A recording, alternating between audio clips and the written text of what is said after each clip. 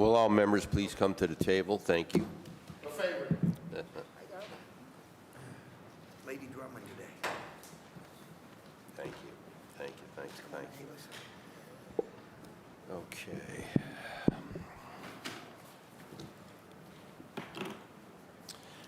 Madam Clerk, do we have a quorum? Yes. We appoint the council president as pro tem until the other members arrive. Okay. Public Safety Committee for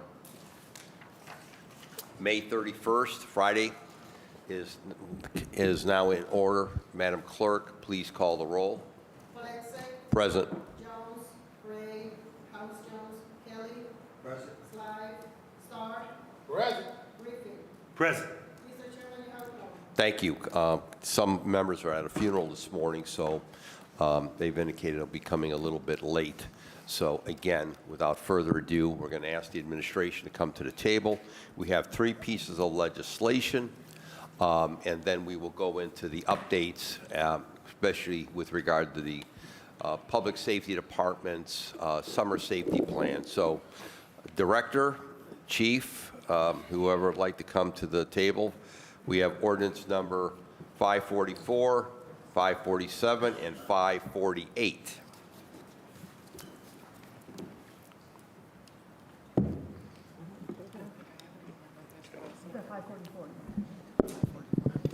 Okay. Thank you.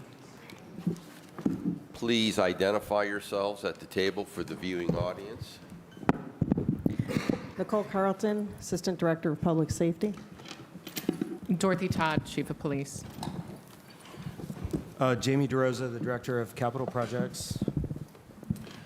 Mark Dulick, Manager of Architecture and Site Development. Thank you very, very much. Okay, we're going to start with ordinance number 544. Ordinance number 544-2024 by council members Polensek, Bishop, and Griffin, and Harrison to supplement, by departmental request, an emergency ordinance to supplement ordinance number 54-2023 passed 5/20/2023 to add new section 10 and to renumber existing sections 10, 11, and 12 to new sections 11, 12, and 13 relating to the development and/or purchase agreement with Turn Development or its designee for the development and sale of real property and buildings located at 2530-2570 Superior Avenue as the new police headquarters. First time it was read was May 13th, 2024. It's been approved by the Director of Capital Projects. It's been approved by the Director of Building and Housing, approved by the Director of Finance, approved by the Director of Law. Whoever would like to lead off on this? Mr. Chairman, so as you mentioned, this is an amendment to the ordinance related to the police headquarters project. That 2023 ordinance authorized a project with Turn Dev as the developer in the maximum guaranteed price of $90 million for the police headquarters project located at the Artcraft building, which is 2530 to 2570 Superior Avenue. So this ordinance would allow for a waiver of building and housing fees for that particular project. Permit fees are a substantial part of a project of this size, and permit fees are eligible, an eligible project cost. Yes. That are reimbursed by the city. So we've calculated that the permit fees for a $90 million project would be about $500,000. And so that money would be a project cost that's charged through the developer to the city and then paid back to the city, to the Building and Housing Department. So what we're looking to do here is to get a waiver of those fees so that we can keep that $500,000 in the project budget, because as we've said many times at the table, we know that this is not a project that we're going to be able to come back to City Council or the administration for additional money for, and so we're trying to make the best use of those project funds as we can. We did, through the mayor's office, canvass many cities throughout Ohio to see how they treat city projects. And it was a mixed bag, but many cities waive fees for their own projects. And so this was through the mayor's office. Emails went to cities throughout the whole state. And so we collected that information, we reviewed it, and we made a determination with Building and Housing, with the Department of Law, that it would be possible for the police headquarters project, and it would be in line with what a lot of cities do throughout the city for city-run projects. Okay. Is this the first time we've done this? This is the first time in recent years that we have done it. I can't say that the city's never done this. Yeah, I'm trying to jog my own memory here. To my knowledge, I'm not aware of us doing it, unless it was just, again, waived internally through administrative action. But, okay, let me, questions of my colleagues, questions of the director or of the administration. Any questions at all? Any questions? So you're estimating our cost savings will be about $500,000. Mr. Chairman, that's correct, and that savings would be put into the project. Okay. As it pertains to the project, we've attempted to get a tour, and that has not been set up because we were told that due to it being a construction area, we wanted to bring council members into the facility. So I need to know when that can happen. When can we bring people in, members of the, doesn't have to be the entire council, those who wish to attend, would like to see the work that's taking place at the building. And question at this point, where are we as it pertains to the budget of the building? Do you know what has been expended so far? Yes, sir. So first of all, we, Mr. Chairman, we will get back to you about a hard hat tour. Okay. And if that's not possible anytime soon, because we'd like to do it over the summer, we can at least meet at the building and, Okay. and have a walk around the building to talk Okay. about where we're at so far.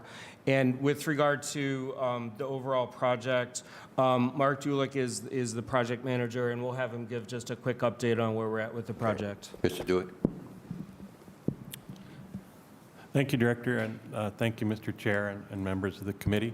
As I hope you all know, the construction started in February, and it's begun with the exterior envelope of the building. That's the masonry restoration and the windows. That's what you can probably see right now. We've also basically gutted out the interior of the building.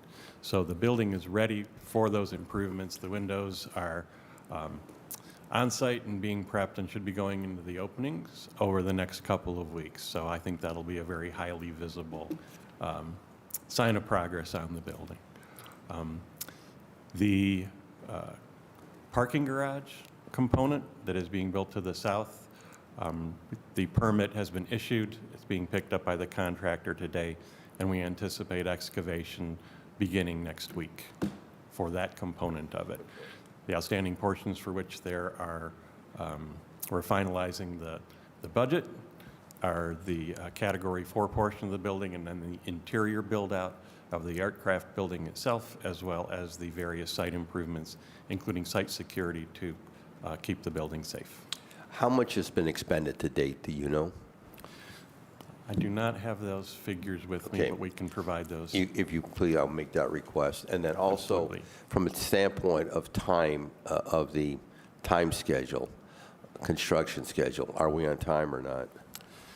We are on schedule, according to both the developer and the contractor. Just the dates we're looking at is the February 6th of 2025 is the completion date. That should be substantially complete by February 6th, 2025. The current contractor schedule is ahead of that and is looking at completion. Now, wait a minute, there's some difference at the table. No, that's good news. Okay, okay, because the chief, That's good news. you threw out a different No, number. I'm sorry. That's Okay, good news. What?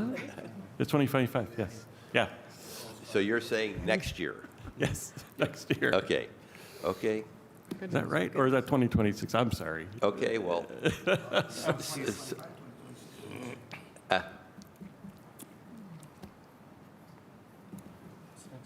It's next year.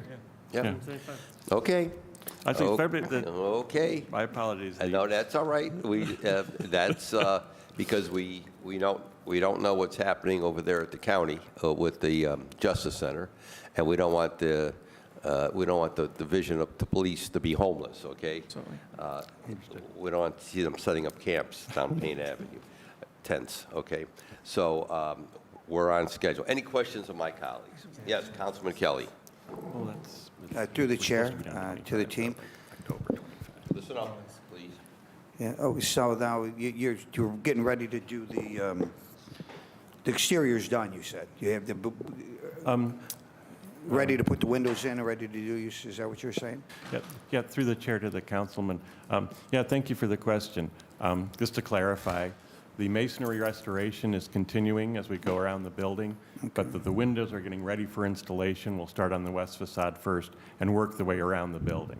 So there's still masonry restoration to be completed for the exterior envelope of the building, as well as we need to start the roof this summer probably, but that some of the windows will start going in, starting on the west and working their way around. Okay, so you'll be doing the roof and the interior simultaneously with the parking garage? The parking garage will start, it's almost like a separate project within a contract. It's one of the multiple contracts as part of this overall development agreement, but the sequencing is sometimes overlapping. So we will see the completion of the exterior envelope and the installation of the roof. We should see that before we do any of the interior improvements within the art craft building. We want to get it buttoned up before winter time is the goal. All right, thank you. Through the chair to the gentleman, who's doing the parking garage? Which contractor? That has been awarded to Donley's. Oh, yeah, the parking garage kings, okay. Yes. Well, we'd like to get it. There's no reason why we can't put a hard hat and walk. You got men and women, you and your sisters and brothers working there, walking around. We very much would like to get a tour through there and see it. So, I mean, that shouldn't be that difficult to arrange. So we much would like to do that if you could, please. It sounds like you're on schedule as far as you can see right now. And Turner's your CM? Yes, through the chair to the councilman. I'm sorry, through the yes. chair, pardon me. It's okay. Yes, TurnDev is the developer, and Turner Construction is the contractor construction manager. Do you know how many men and women you have on the job now? Through the chair. Sorry, Michael. Through the chair to the councilman, those figures do change quite a bit every day. I do know that we had 15 union masonry workers under Kuhn Restoration, who's the subcontractor for the exterior envelope restoration. We had 15 workers on site yesterday. They're anticipating increasing those crews over the next week to stay ahead of the window installation, probably to 24. But that's kind of a day-to-day project to keep it staffed, to keep the project moving. Okay, through the chair to the gentleman. Then, is Turner the one keeping track of the community benefits agreement, making sure that we have Cleveland residents, a minority and female? Through the chair to the councilman, yes. Thank you for the question. The community benefits agreement, the primary keeper of that is TurnDev, the developer, because that is part of the development agreement between the city and TurnDev. We have monthly meetings with the Office of Equal Opportunity to ensure that the numbers, both the subcontractor hours as well as the worker hours, are all being tracked to make sure that the developer is meeting their obligation under the agreement. Okay, thank you. Through the chair to Brother DeRosa, I like the fact you said they've done this other places, you're going to save $500,000 and you could use it in other places. Is that just because you can do it, or you're not looking at any shortfalls immediately or anything for a $500,000 number? Through the chairman and the councilman, this project has a lot of demands on the $90 million budget that was set up for it, and it is a constant challenge to try to provide everything that police needs, as well as what the community expects from a police headquarters. It's in that budget. It is a very large budget, but this is a very large headquarters building with a lot of pieces, parts. So we are having some budget struggles, I guess you would say, but this is one way that we can address that.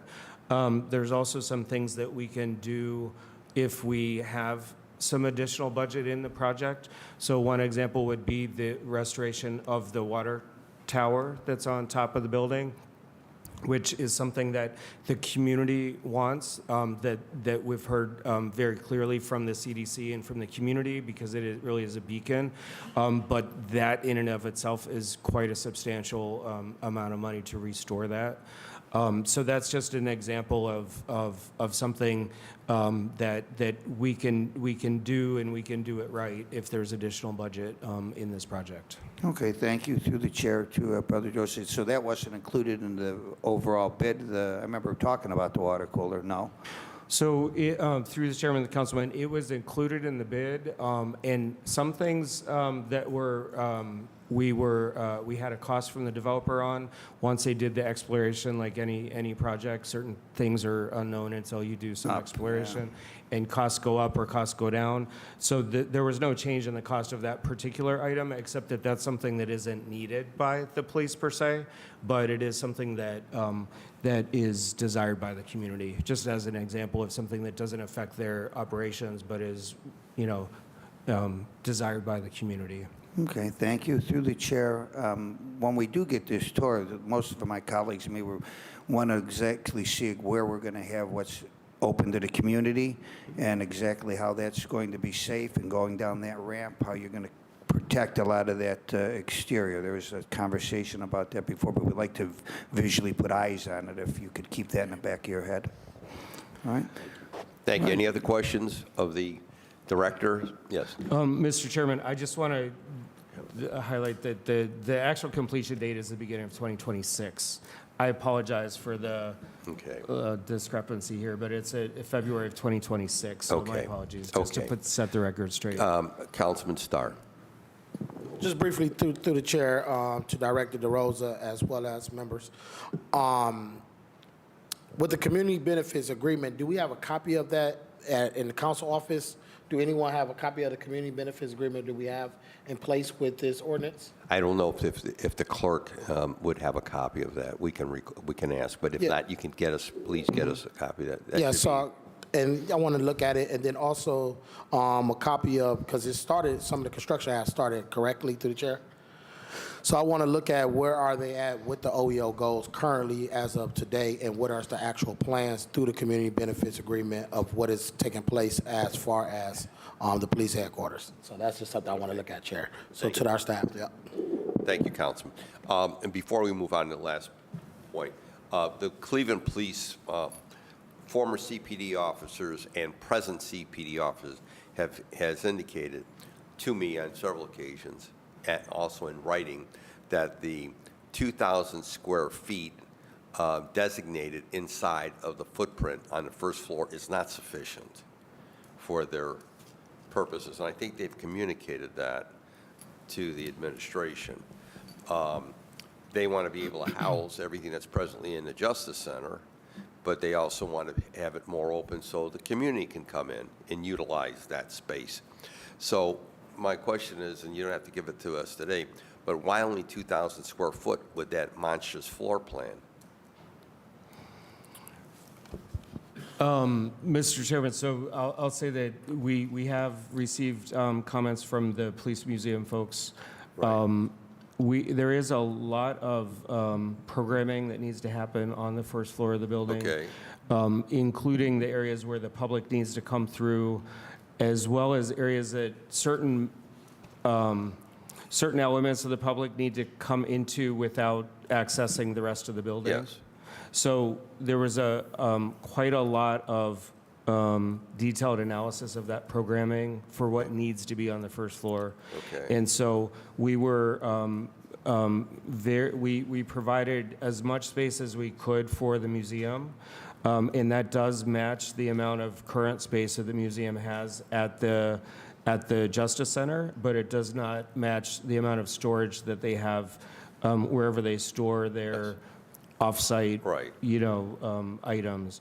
So we have provided the 2,000 square feet on the first floor, but there is no storage for the museum on the first floor of the new police headquarters building. Will there be storage available for them in the building somewhere? That Mr. Chairman, I cannot speak to. Okay. Well, it's like, from what they have said to me, they want it to be more of a museum where the people in the community, especially in that St. Clair Superior community, can come in and utilize it and have better interaction with the community and school kids, et cetera, et cetera. So I would ask again, officially, that try to figure out what you can do to facilitate, to help them. I mean, there's a rich history there, and a lot of Clevelanders don't know it. And if we can provide additional space for them or additional storage space where they don't have to have stuff wherever. I'm not clear where they're storing it now, but this is a part of Cleveland's history. And when I was there with the council president for the badge ceremony, when you realize 115 police officers have lost their lives in this city's history on the job, and you look at the other things that are connected, the badge case, everything connected to CPD, we need to do whatever we can to help them and facilitate that. So I'll leave it there. Can I just Yes, comment real yes, quick? Chief. To the chair, so the badge case Yes. is managed by the FOP. Okay. It's outside of the museum itself. So there is going to be space in the lobby for the badge case so that Okay. we can hold those ceremonies Okay. in an open environment to make sure that we have adequate space to properly honor our fallen members. But you understand, they want this to be more of a museum where people can come in from the community, where they can bring kids in, students in, et cetera, et cetera. And I would ask officially to help facilitate that, bring that about. So without any further questioning, ordinance number 544-2024 is approved, is read. Please sign it up, members of the committee. Thank you. Okay, thank you, directors. Okay, ordinance number 547-2024 by councilman members Polensek and Griffin by department request, an emergency ordinance nominating and voting on who should serve on the county's 911 program review committee. Came to us on May 13th. Approved by Director of Public Safety, approved by Director of Finance. There's no legal objection. Explain this one to us, whoever. To the chair, Assistant Director. yes. And So- by the way, they indicate, we were indicated that Director Drummond could not be here today due to a family matter. So Nicole Carlton is our assistant. She's filling in. Thank you. Ordinance number 547-2024 is relative to Cuyahoga County maintains a 911 plan, and this is in accordance with Ohio Revised Code, Section 128.07.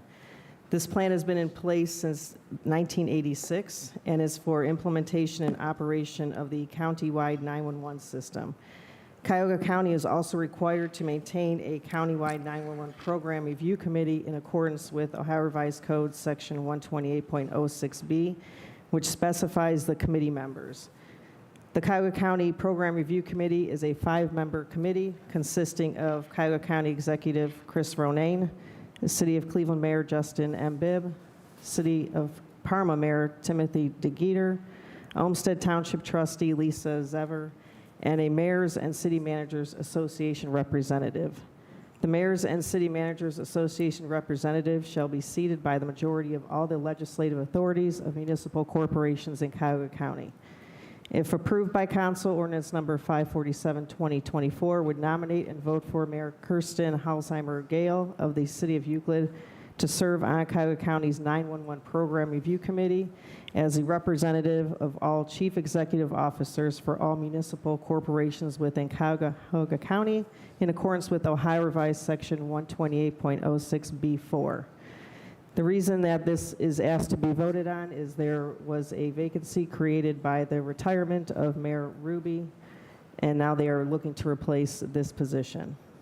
So who nominates the individual? The city mayors, and they reach out to see who is actually interested in Okay. filling this vacancy, and then they vote on it. Okay, so Mayor Christian Holzheimer Gale of the City of Euclid has been nominated to fill this position. That is correct. Okay.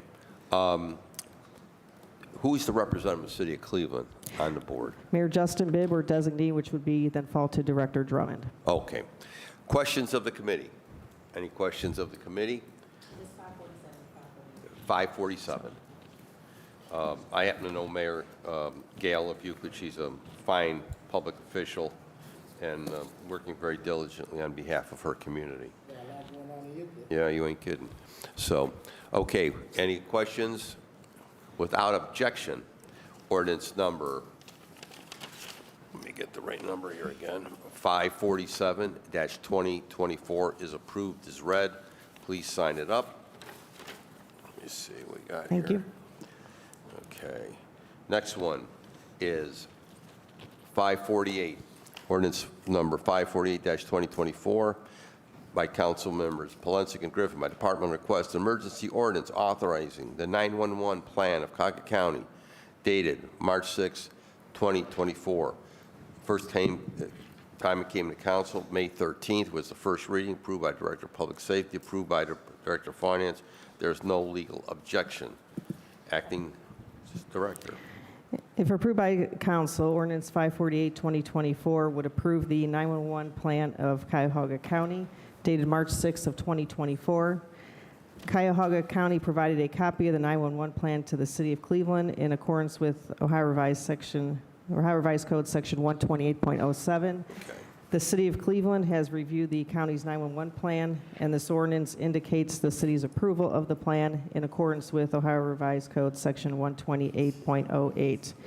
This plan was updated March 6th of 2024, and it has been previously updated from the original version dated from 1986, when the 911 plan had to be in place. This is the first time that the legislative body is seeing it, and that is because Ohio Revised Code 128.08 was updated, requiring legislative authority to approve the plan. It was previously reviewed by the 5 committee members and then reviewed and approved by that plan, and now it is coming before the legislative body for approval. And that's the 5 members, which include the mayor or the safety director. That is correct. Okay. Is there, does the council have a copy of that plan? It was sent, yes. It that's was correct. sent to The us. chair, Okay, yes. we do have it. Okay. Is there anything in it out of the ordinary that has changed significantly? The major changes was removing Vesta as the 911 administrator where the calls come through and Okay. updating that to our current vendor. Okay. Any questions of the committee members? Any questions? Yes, Councilwoman House Jones. Thank you. To the chair, to the assistant director. So one of the questions that I've asked repeatedly, and it doesn't look like it is in the 911 plan, was specifically as it relates to what are the requirements to responding to all 911 calls, like defining what actually is an emergency, defining what actually needs to be responded to. I don't see that in here. I see the section on special call handling, and I don't know if that is what would be considered, but if you can, where is that information and where can you find it? To the chair, to the councilwoman. So if you're looking for 911 calls come into the municipalities and or the group of jurisdictions that may handle it, as it comes to responses and what would be responded to for those emergency calls, that would be up to each individual jurisdiction or the municipality of what they respond to. I hope I'm answering the question. Yeah, so through the chair to the assistant director, where are our policies as far as 911, how we respond to 911 calls? Where is that plan, and where is it publicly available to be reviewed? Through the chair to the councilwoman, that's going to be each division that has 911 calls. So the Division of Police, Division of Fire, and Division of EMS have their own call taking and processing and dispatching policies that are in place. Okay, so just to follow up to the chair, to the assistant director, where are the plans for the response of 911 calls? Through the chairman to the councilwoman, I know the Division of Police should be with their site, and we can get you the Division of Fire and Division of EMS call taking and dispatching policies.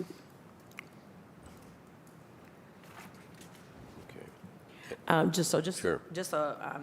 Through the chair to the assistant director, the reason why I am asking this question is because as we prepare for another budget season, I know we always report on how many calls are, but one of the things that, for me, that have not been clearly cleared is like we only see how many calls received or responded to, but really getting an understanding of that breakdown, and really trying to figure out how do we best set up our system to respond to crisis and the emergencies and things that are not being able to ensure that they are being directed to the most appropriate source. And then really having this idea of, I'm looking in the plan where it talks about repetitive harassing 911 callers. I don't know how that is identified. What does that look like? And what are those connecting points to ensure that the appropriate teams are responding to those. So that's the reasoning for this information as we are evolving our responses when we look at care models, crisis models. I think those things need to be clearly in our rules, and so just trying to see where that alignment is. Anybody want to comment on that? So through the chair to the council member, I can work with you on the specifics for the Division of Police. And right now, we are currently working through a grant for just that purpose, for the care response, to hire dispatchers that are independent for crisis calls and referring them to social service agencies. It has not been implemented yet, but we're working on that project. Yes, and I know, because I will be putting forth legislation to actually define in our ordinances, the difference of crisis intervention and care, a care response, and really wanted to ensure, because all of these things are interconnected, and ensuring that we have written policies that are publicly available, so that people are very clear in the community what can be happening, how we are deploying our personnel when people are calling 911. Thank you.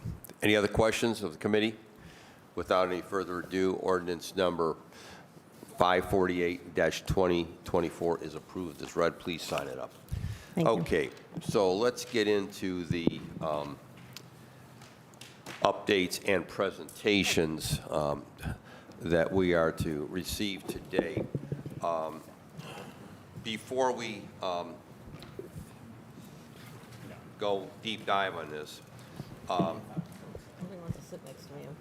do we have, Chief, do we have the latest numbers within the division as it pertains to staffing, sworn members? To the chair, yes. So our budgeted staffing numbers are currently at 1,350. We are currently staffed at 1,189. That includes 44 academy recruits. 1189. And that includes the how many? 44 recruits. Including 44 recruits. So we have, since the original class of 52, we're down to 44 as of today. To the chair, that's correct. Okay. Do we know how many officers have left since the first of the year? To the chairman, we The have a number is presentation. 55. We have a presentation that includes Okay, everything as good. well. Okay, good. So let's jump right into it. So let me just open up by saying I appreciate everyone here who's at the table.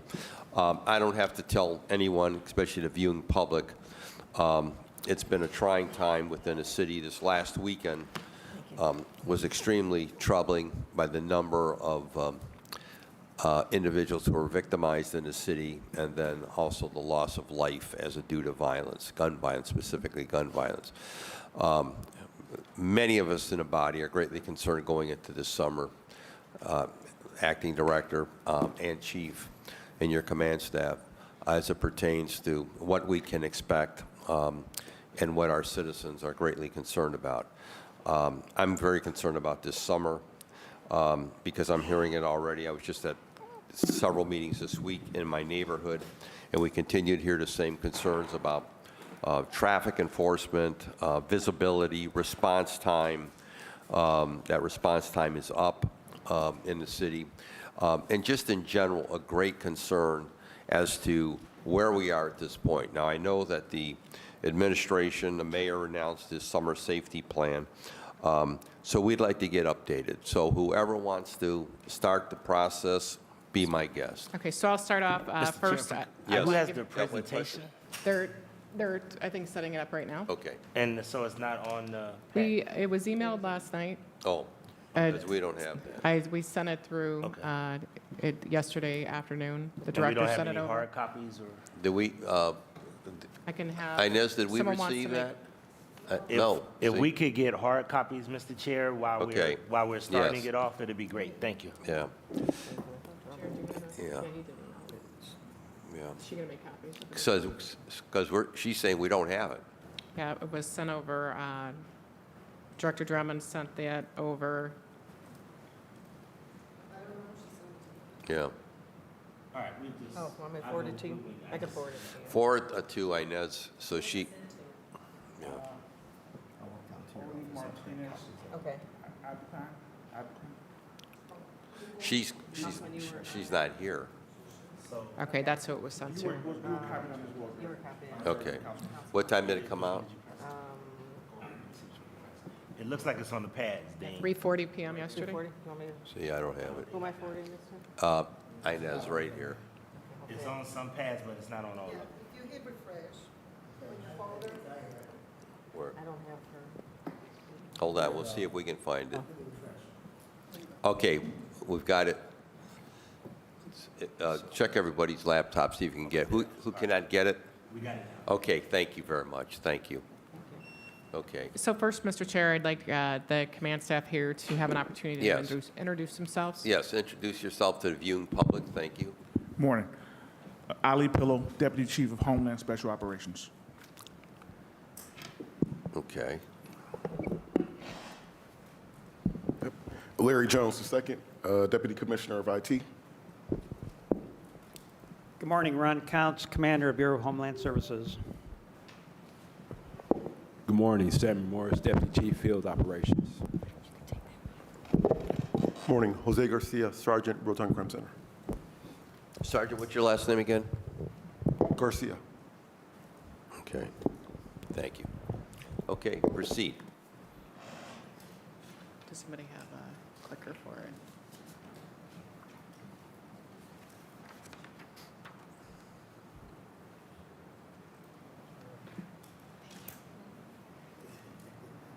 So, good morning, Chair and council members. As part of Mayor Bibb's RISE initiative, he had tasked the Department of Public Safety, Division of Police, to come up with a summer safety plan.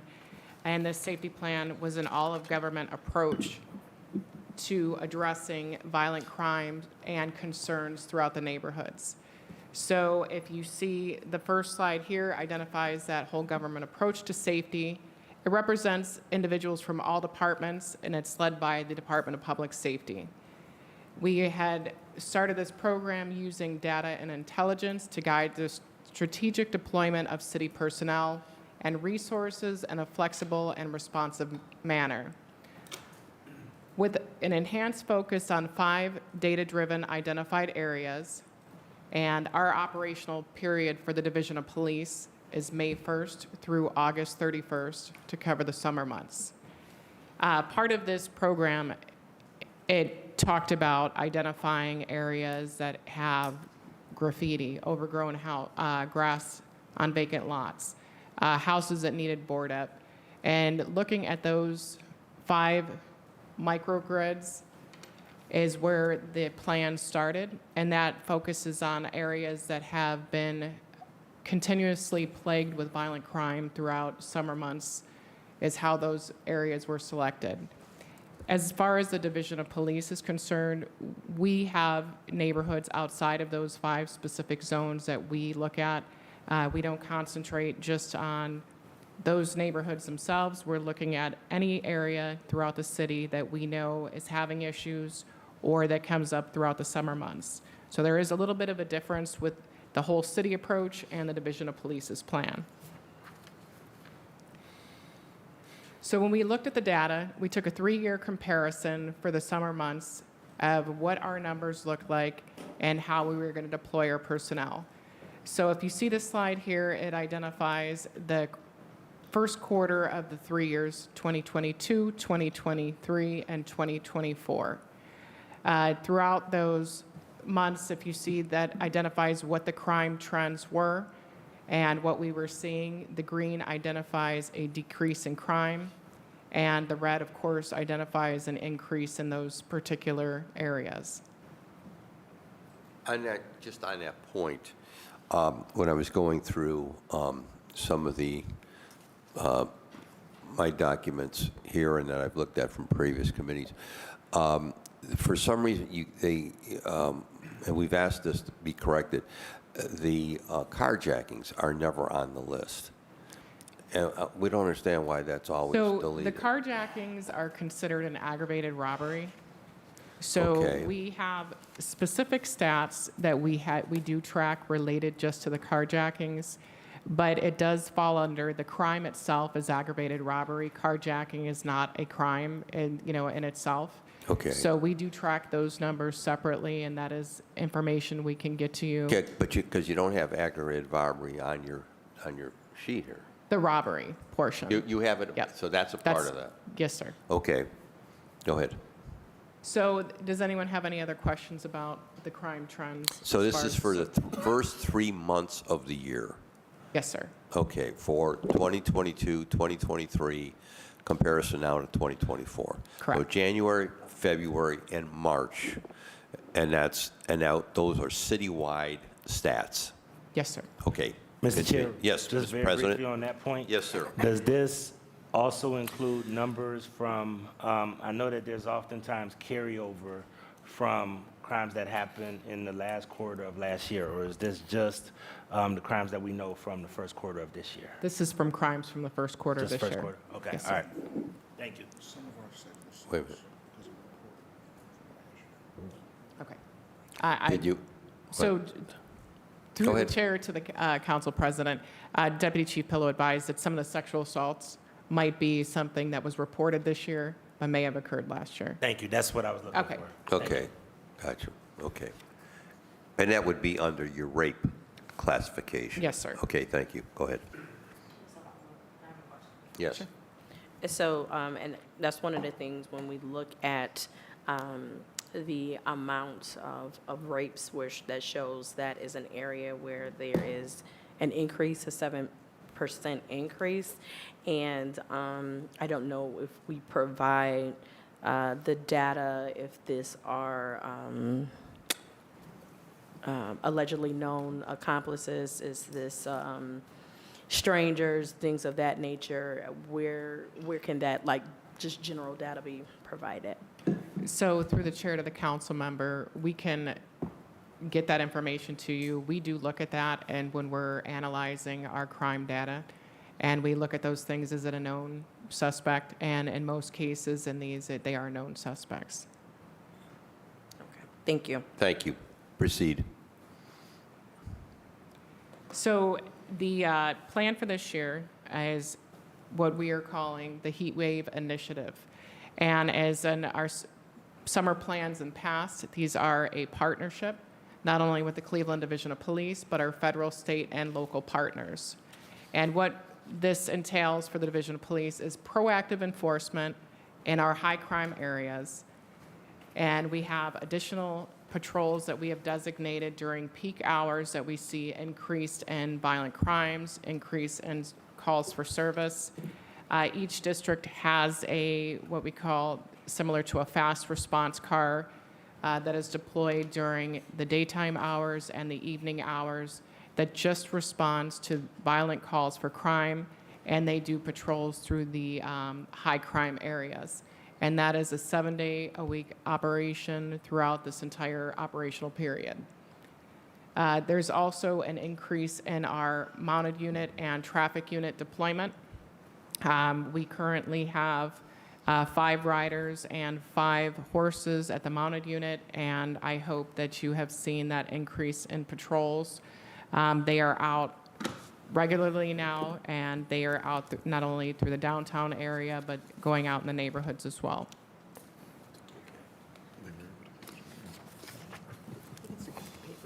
So as far as the summer safety plan, we are also going to have summer safety walks similar to what was done last year. Our Public Information Officer, Sergeant Diaz, will get the information to all council members when there's going to be a walk in your area, and also to the safety chair and the council president, to make sure that you're aware that, you know, these safety walks will be conducted in your neighborhoods, and if you'd like to be a part of those walks as well. What we want to do is go out and hear from the community, hear what the issues they're seeing, hear what they feel are some of the contributing factors to the problems in their neighborhoods. Chief, Councilman Starr, you had a point? Thank you. To the chief, to the chair, my question would be, when you do these safety walks, what time of day are we doing these safety walks? So we're doing these walks from 4 to 6 p.m. The reason for that is to try to interact with not only the residents, but the businesses that are in the area, to have an opportunity to see what it actually looks like as far as the overgrown grass, the buildings. But in addition to that, what we're also doing is we're deploying our resources at nighttime to look at lighting.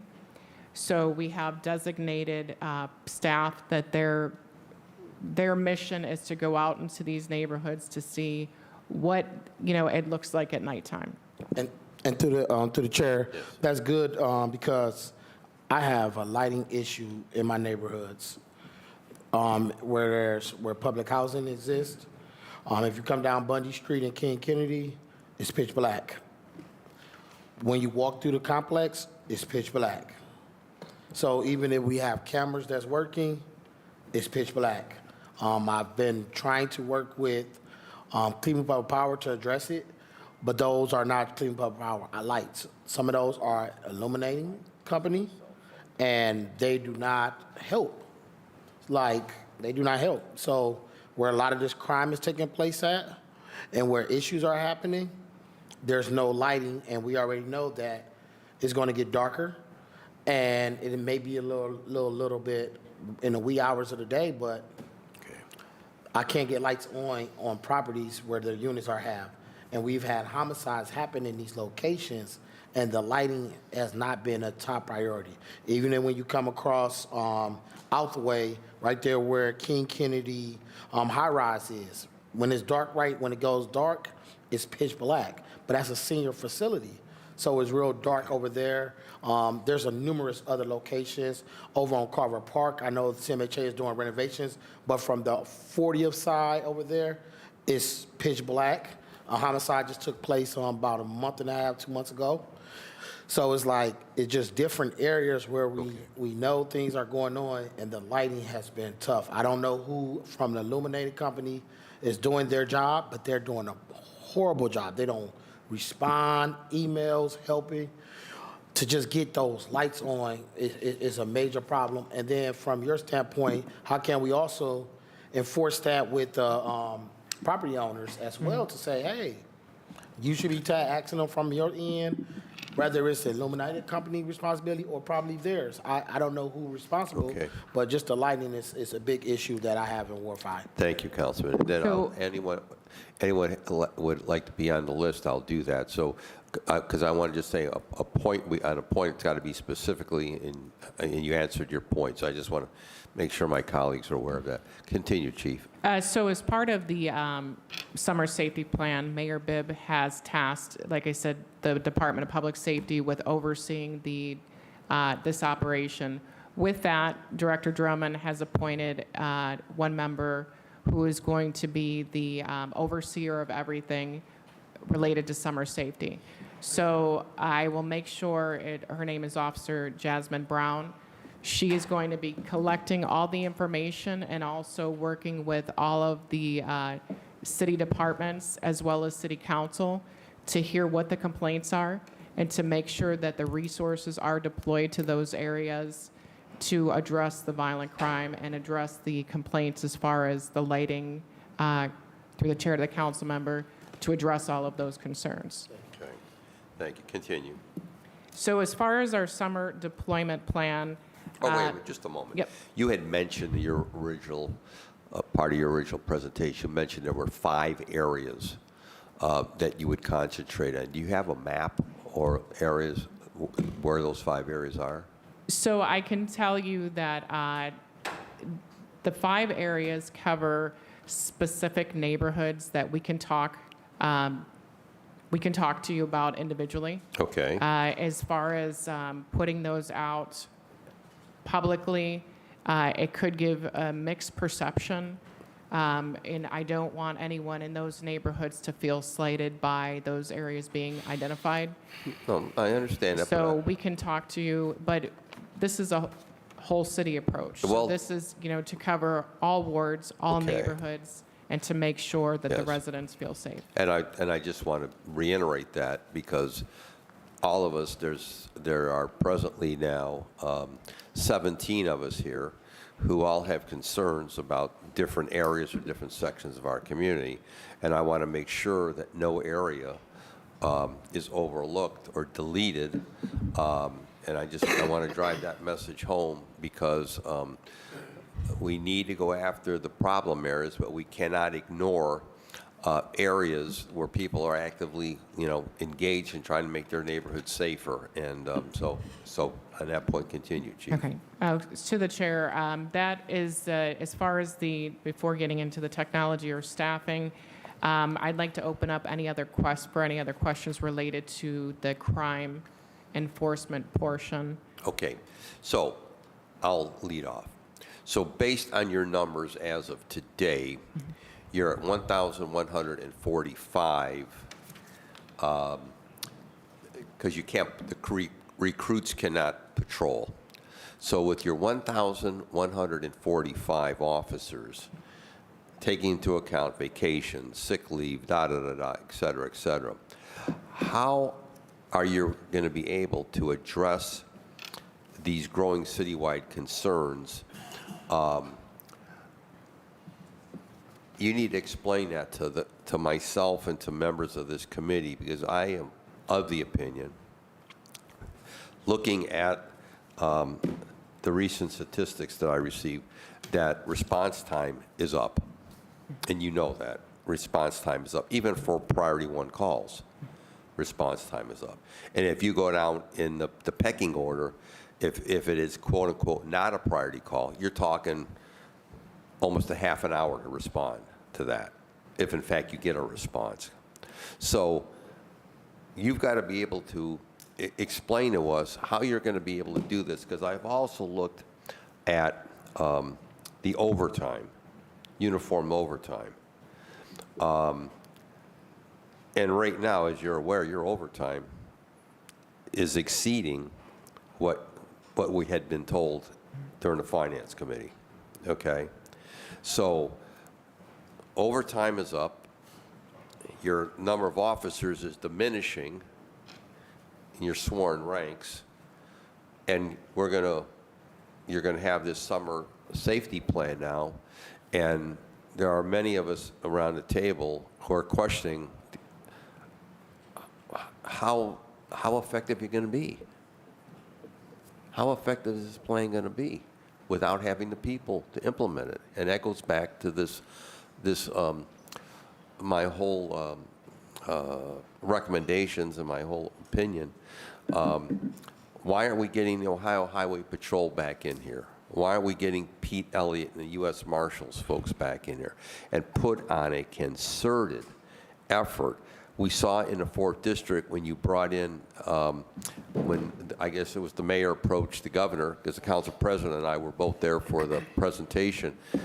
The Ohio Highway Patrol was here for 2 weeks, and I could not believe what they did in the 2 weeks that they were here. The number of outstanding warrants that they were able to pick up out on the street, the car thefts, contraband, drugs in the car, guns in the car. What they were able to do in that 2-week period, I was astonished. I was absolutely astonished. And I thought it made a big difference. And I keep asking myself, why isn't that initiative, that action being taken? And so I'll let you respond, because there's a growing doubt here at the table. We hear the RISE initiative, and we hear the news conference that took place, I believe it was last week. What day was that last week? And then the weekend, all hell broke loose in the city. I mean, it was chaos in the city. It was like we were the south side of Chicago with the number of shootings. So someone's got to have to really see, we're beyond, there's enough of us around this table that this ain't our first rodeo. We didn't get down here yesterday. And we're looking and we're listening to our neighborhood residents, and we're hearing their concerns. And I don't have the confidence level that I need to have that your folks are going to be able to do the job based on your numbers. So you want to somehow So- give us some relief here, give us some hope here. But I don't see how you can do it alone without getting in outside people to help you. So I'm going to hit on 3 parts here. The Okay. first, we're going to talk about the car plan itself. Okay. Our car plan is maintained, regardless of our staffing numbers. We are deploying the same number of cars, and we do everything. We have everything. It's always going to be the same amount of cars that are out there. Sometimes it's going to be an increase, but we don't go below our numbers. As far as our overtime hours are concerned, in comparison to Q1 of last year to Q2 of this year, we are down 23,806 overtime hours. So as you spoke about the budgeted number, for the overtime was, part of that had to do with the raises that were issued. So they lowered our budgeted overtime. But the amount of overtime that we're actually, we've had in comparison to last year, we're down it's almost 24,000 hours less of overtime this year. Okay, but Chief, and this is something that the council president, myself, and others, we discussed with the finance director. The 2023 unaudited overtime was $26,394,000. What we passed in April 1st for 2024 overtime was $12,500,000. You are right now approaching $11 million for overtime. We haven't hit June yet. We're going to hit it over the weekend, but we haven't hit June yet. We're almost at, the numbers speak for themselves. And we were told when we went to 10, and we were told by the administration that by going to 12-hour shifts, that overtime was going to be, we were going to be able to keep a lid on overtime. So to the chair, Yeah. I think that 23,000 decreased hours is, Okay. that is a significant drop due to the 12-hour shifts. Okay. The Division of Police, as far as our budget itself, we are still under budget, including, even though there is an increase in those, the overtime hours, our overall budget is not above budget. We do everything we can to ensure that the money that is allowed to the Division of Police, that we don't exceed that amount. Yes. But there are going to be things that are going to be outside of our control. We do have crime initiatives that do require the overtime. We have situations where officers do go into extended tours. So there is, unfortunately, overtime will happen.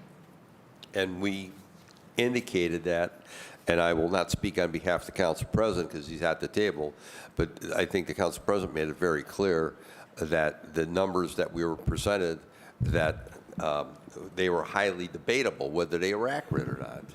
And here we are. And so I was, Mr. President? I mean, What else can we say? We basically said that this was going to happen. I mean, this was the concern that we had during the budget hearing. So we'll discuss it more. Yes, Because I want to make thank sure that we hear To the the chairman, I public. got a point. Yes, Director.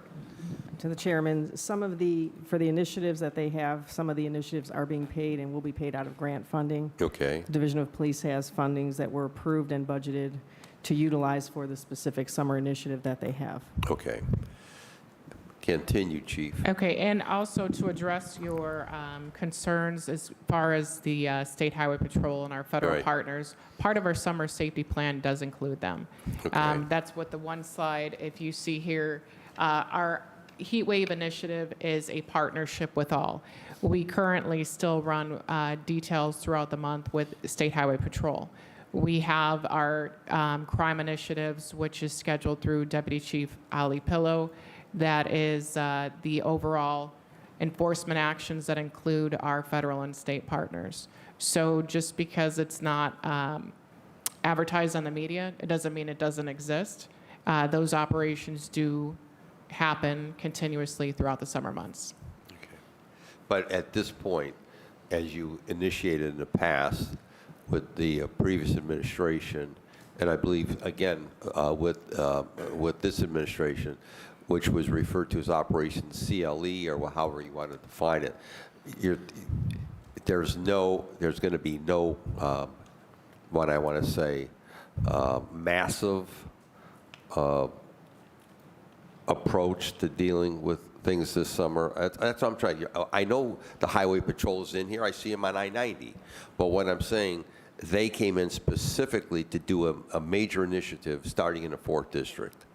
Is there anything like that planned? There is. I'm going to let Deputy Chief Pillow Okay. speak a little bit about the plan that he has in place.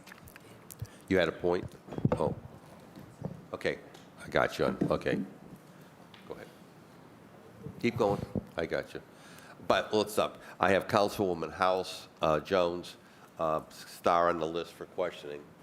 Okay, keep going. All right. Okay. Councilman. Yes. We are running crime initiatives 5 times a month throughout this, the time frame we have scheduled. 2 of those will be with Ohio State Highway Patrol assisting us. The other 3 will be just our district vice units, our NICE units, the Division of Police themselves. Also, the Ohio Investigative Unit, which is a part of Ohio State Highway Patrol, will be running those. We ran an initiative last week in the 5th District, which was really successful. Okay.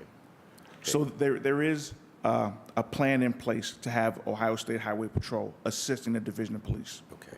Okay. Thank you. Continue. So I hope that addresses some of the questions and concerns you have as far as the increased enforcement. Okay. So before we jump into the other issues that we are going to discuss today, we're going to stop right there because this is about the summer initiative. So I'm going to lead off with Councilwoman House Jones. Thank you. Through the chair to Yes. the team and chief that's here. Just a question. I will always ask the question of what is the current best practice of police per, like in a population, right? The ratio of police per residence. Is there a standard that is looked to here in Cleveland, Ohio, America, according to public safety standards? Through the chair to the council member, that's a very good question. That is something that we're looking at not only for our deployment, but also for our ratios as far as supervisor to officer ratios. So that is something we are currently looking at to see what best practices are throughout the United States. Yes, so, and I thank you through the chair to the chief. The reason why I asked this question, because there's a lot of back and forth about the size of our police force, and I am one of those,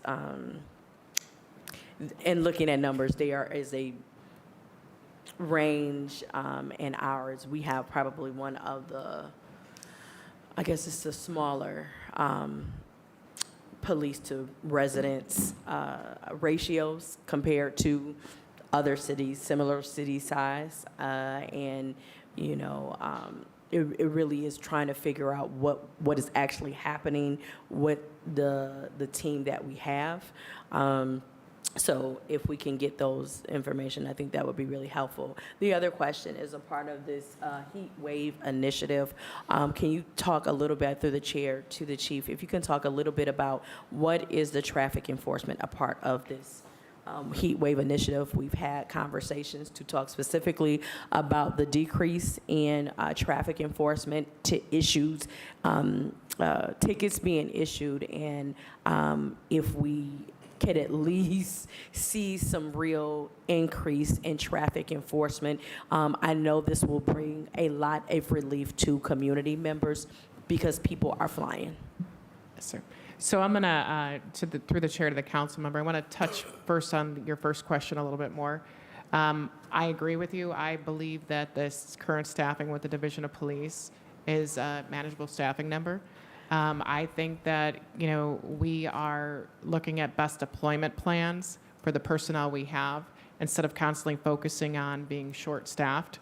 I think when the message is out there saying that we are so dangerously understaffed in a regular portion, it makes our members feel that they're incompetent to do the work that they should be doing. So I am trying to change that message internally to make sure that, our members know that they can be just as effective with the current numbers we have. And if redeployment or how we look at our deployment throughout the division is what we need to do, then that's where we'll make that happen. And as far as the traffic enforcement or results of the summer safety initiative, part of what we're doing with that is you will see messaging from our PIO, Sergeant Freddie Diaz, that's going to start the week after next. It's going to be weekly messaging that shows the enforcement actions that are out there. It'll show the amount of tickets that are written, and it'll show, what has gone on so that you see the enforcement that we've had weekly. Through the chair to the chief. Well, I appreciate that. I know communication is fundamental. It is something that I have really tried to hone in on, because if we are not communicating what we are doing, then the public will know, or again, perception is reality, that we are not doing anything. And so our lack of cohesively communicating what we are doing can change perceptions. And when it comes to our police to population ratio, currently right now for the city of Cleveland, it is 1 law enforcement officer for 324 residents. That is 1 to 324 residents. Comparatively, there are a lot of cities that their police force is 1 to 500, 1 to 700, 1 to 800 people. And so again, I really, really, really would like for us as a body to start looking at ways that we can better communicate what we are doing, actually show results for the staff that we have. When we are spending a significant amount of our discretionary dollars focusing on public safety, we have to, have a measurable return on our investment that people can actually see and feel. Right, and so it takes everybody working in connection with one another to accomplish that goal. I look forward to, in the next 2 weeks, to hearing about this ongoing reporting, so that I know my office will be a partner to highlight those things that are happening in both District 3 as well as District 5. So looking forward to continuing to work with Commander Tucker and Commander Johnson, and just seeing how we can be strategic in places that we know that are troubled, but also highlighting the places that we know, are good and safe and secure, and really trying to encourage community members to take an active response. And then I would just also say, just a question, when we talk about, where are the numbers reflected when there are actual, shootings at a house, for example? Are those in felonious assaults? I don't know how those are defined. So the felonious assaults. That's right. Okay. Yes. Okay. Yeah. And I will say that too. So as we talk about, many of the chair to the chief, for many of the shootings that are taking place in our community, I will say, and I can talk about Ward 7, we have had incidents where there are community members who are not cooperative in many of the cases. And it makes it very problematic when community members are not cooperative. And I'm talking parents included, when their child is involved in very dangerous behaviors and they are part of the problem. And so as a community, I hope that we, for as much as we talk about we want safety, we have to find some level to hold our community's members accountable who are willing participants in the destructive things that are happening, that are not being good community partners. You know, when people are reaching out to try to provide support, because this is what I can tell you what I have done. When I go and I respond to people, people don't say anything, they don't talk. You know, you're trying to get people connected to services to reduce the fears of those around them who also have been harmed. And we really just need more community members to exercise a level of love and support so that we can really change some of the directions of our young people. And we really need the positive women and men and people of Cleveland to step up and be able to help show some direction and guidance for parents, family members, and communities alike. So again, looking forward to having a productive summer, because I feel like words have power. We have to call that we're going to have a good summer here in Cleveland, and hopefully people will fall in alignment. So thank you all so much for what you do. Thank you. Councilman Starr.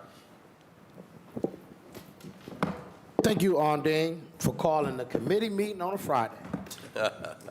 I just want to make sure I get that out for everyone. But like you said earlier, Dean, I've been getting tagged on Remembrance page every day about everything as if I'm going to be able to save the day from crime to happen. But to our viewing public, we also got to understand the role that we all play with regard to public safety. You got to have the trust, you got to have cooperation, you got to have the infrastructure, you got to have everything in place. And oftentimes people keep forgetting that police officers are, make sure I say it right, reactive, right? Proactive, my fault. They reactive. Okay. Most of the time through the chair, police are reactive. So when something happened, the police call. If I'm in a situation, I make a police call, they show up and arrive. They don't arrive when they think somebody's about to shoot a gun. And a lot of folks don't understand that you have to come and do the work to figure out what actually happened. You do not have a system in place for you to be the most proactive that people are asking you to be. And I think we have to be able to be more intentional. So my question is, to make sure I got these numbers right through the chair to the table, is there is currently 1,189 officers, or what's the actual number? That includes the 44 Yes. cadets, With the 44 cadets? but the cadets are not out in the street. They're not out there yet. So if we, making sure I got that right. It's 11:45, I believe. Yes, sir. So we right now currently on payroll, we have 1,145 officers that can go out and do any police duty if a call comes in through the chair. Okay. My question is, how many of those 1,145 police officers are actual patrol officers? Let me see if I have Chief, that if you up have there. those. So patrol officer rank, there's 1,047. 1,000. That's what we're budgeted for currently, is 1,047 patrol officer rank. Now, as far as district deployment, that's a little different, because of the patrol officer rank, some of those are detectives, some of those are your mounted unit, your traffic unit, your investigators, the real-time crime center. It encompasses a lot. So our staffing at the districts and your actual ones that respond to the calls for service is going to be lower than that number, but If you're looking for that specifics, I can get that to you. Yes, I would love to get the specifics to understand. From my number, from me looking at, hearing that we have 1,145, I know there's different numbers to say what we may need to be budgeted for as far as patrol or as far as officers in the city.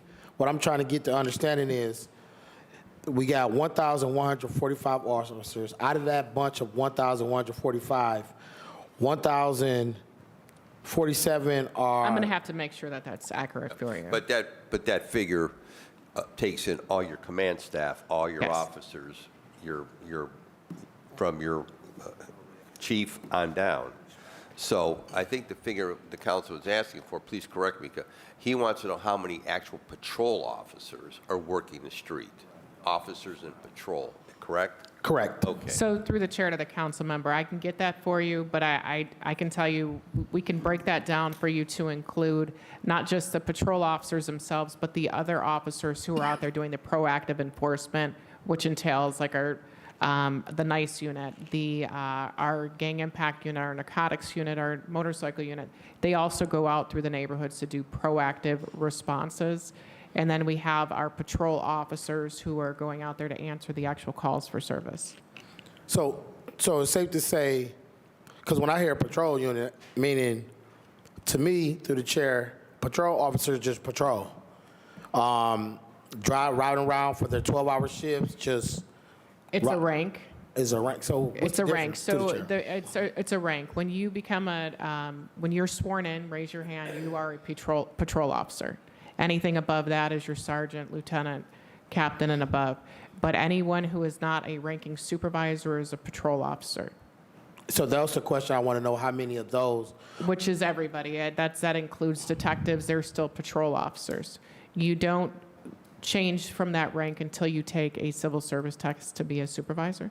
Okay. That makes sense? So therefore, we probably safe to say we have a couple hundred that are I- in that category that are in a supervisor level ranking inside the police I can department? give you that number. I do have that number with you. Okay. So currently, we have 925 patrol officers. We have 144 sergeants, 42 lieutenants, 15 captains, traffic commissioner, commanders, and deputy chiefs to the chief. Okay, there you go. So do we have, through the chair, do we have like a schedule as far as how people patrol? Through the chair? Can you clarify that a little yeah. bit more? So say, for instance, what I'm trying to figure out is, do we have a system in place where, since we're down officers, how do we get 1,145 through the chair, including yourself, to have shifts to patrol? Meaning, it's not just the 925 patrolling. How do we get all hands on deck from our police force patrolling throughout the day, often as many times as possible, through the chair? Chief, do you understand the request? I think so. So through the chair to the council member, as far as our deployment from the ones who answer radio, those are a set number they're assigned to a squad. We have 2 squads per shift per district. And what they do is they are then designated a zone which they're responsible for patrolling. So each of those is a standard car plan that exists, and it is not to go below those numbers, and we increase from there. The officers outside of that, as far as you have your homicide detectives, sex crimes, everything else, your investigators. Is your question about putting them in? Yes. Okay. My question is, how do we get all 1,145 people who has been sworn into line of duty to be a police officer, due to the shortage of police officers, to everybody have a shift to patrol? Meaning everybody in the police force should be patrolling, because we don't have enough patrol officers for the 10,000 streets that we have in the city of Cleveland. How do we get everybody out of a desk and out patrolling on some type of shift? I don't know how the shifts will be as far as scheduling, but everybody, all hands on deck from us first, before we can ask for help from the county, the sheriff. If all of us is not doing anything, that is great. I think of it from a sports standpoint or from the model that I know of. If we in the nonprofit sector and we short on funding and we had to get rid of the chief finance person who is fundraising or have to cut some different staff, that means in the program side, people got to pick up the slack. So since we don't have enough patrol officers and we're not getting big classes of individuals to want to be a police officer, how do all hands on deck take shifts to be able to patrol so therefore we can have that police presence in our neighborhood? So Through the chair. Through the chair to the council member, I'll go back to the deployment itself. When we short, when we're short like this, we don't short our patrol. We short our support, is what we so the support sections. We talked about overtime a little bit before. To do what you're talking about would be costly. Our men and women who are not in the patrolling the streets in the district, they are still working. Whether they're investigators, whether they're, whatever their duties are assigned, we are always putting people in places where they are productive, and we don't have positions that somebody is going to not have work to do.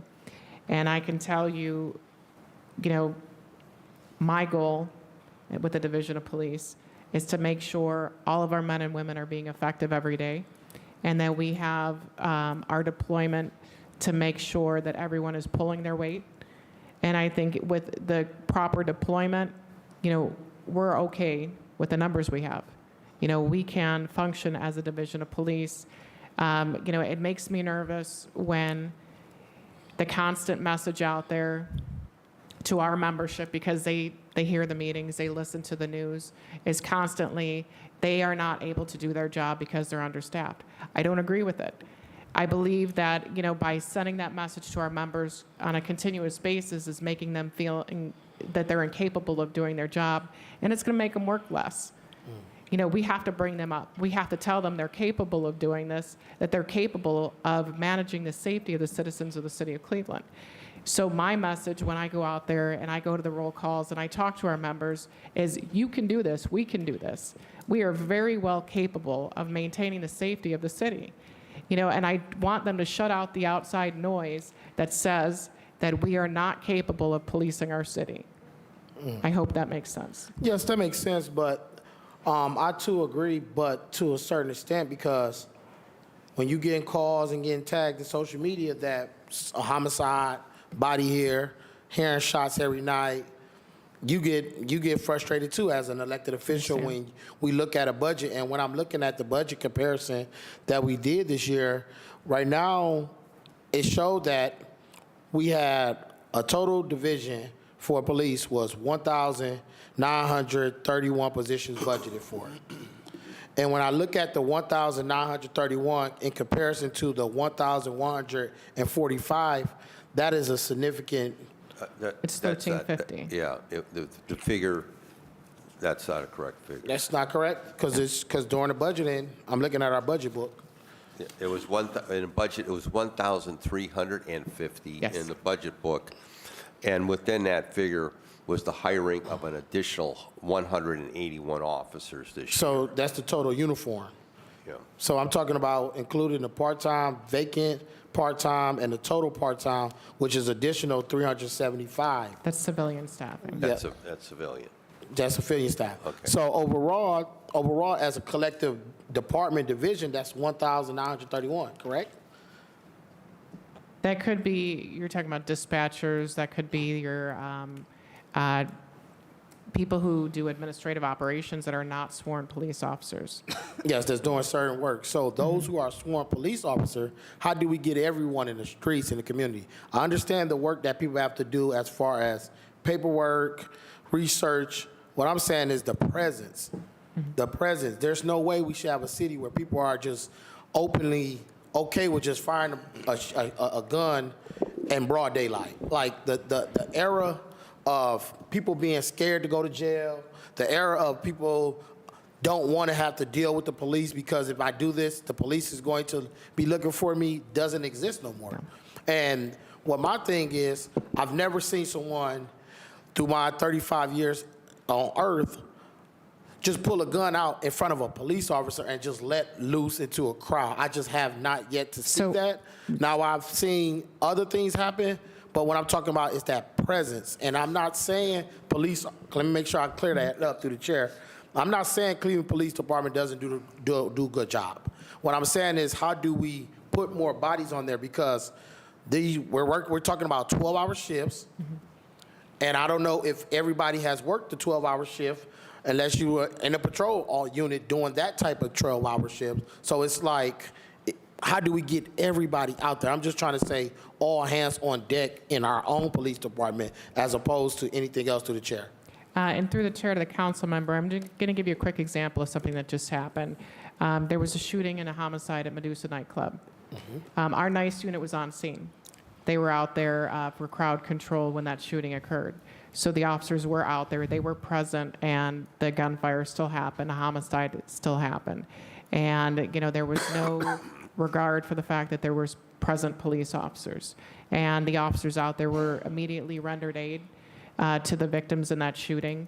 And unfortunately, someone did lose their life. Two. So when we talk about the fact that the shootings don't occur in front of police, this is not the first. The incident that happened on West 6th, again, officers were present, officers were out there, and the parties involved still pulled out guns, still fired into the crowds, knowing the officers were there. So things like that that's not something that we can control of somebody else's actions. We just, when you said reactive, we are reactive, we're there. We do what we can to make sure we have as many deployed out in the streets. And, there are some operations that we just cannot have. We can't have homicide detectives going out there and patrolling the streets because we wouldn't have the current 77% solve rate that we have with our homicides if they were taken away from those investigations because they had to go answer the calls for service.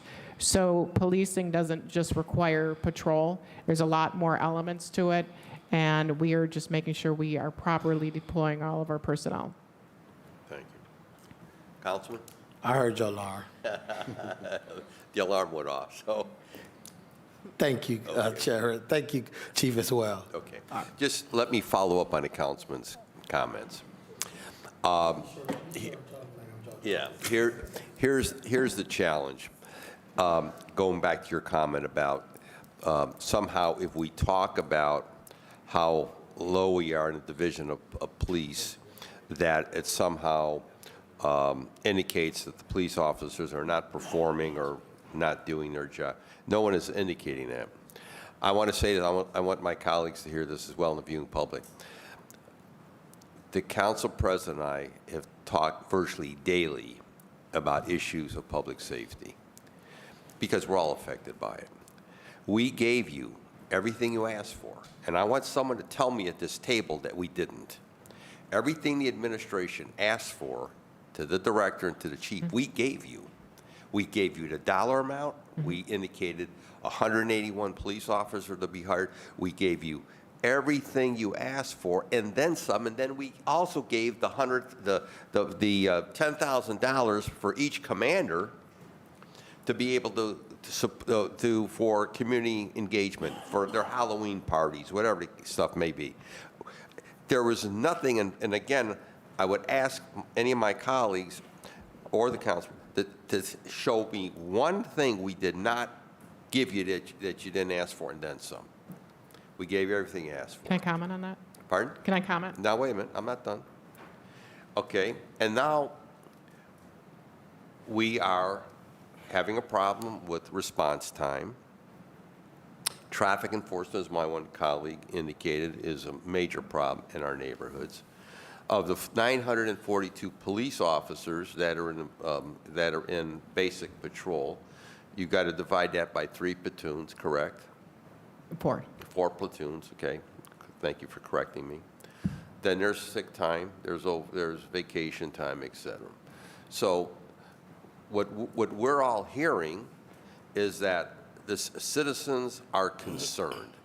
And I will just tell you this, and what really crystallized this whole thing, maybe more so than ever, was the incident on Playhouse Square, where you have some idiots, and I have some other better verbiage for them, but I'll stick with idiots, who think they could pour flammable liquid in the heart of downtown Cleveland in the street and drift in the street to a crowd, I guess, of their pals or cronies or whoever were down there.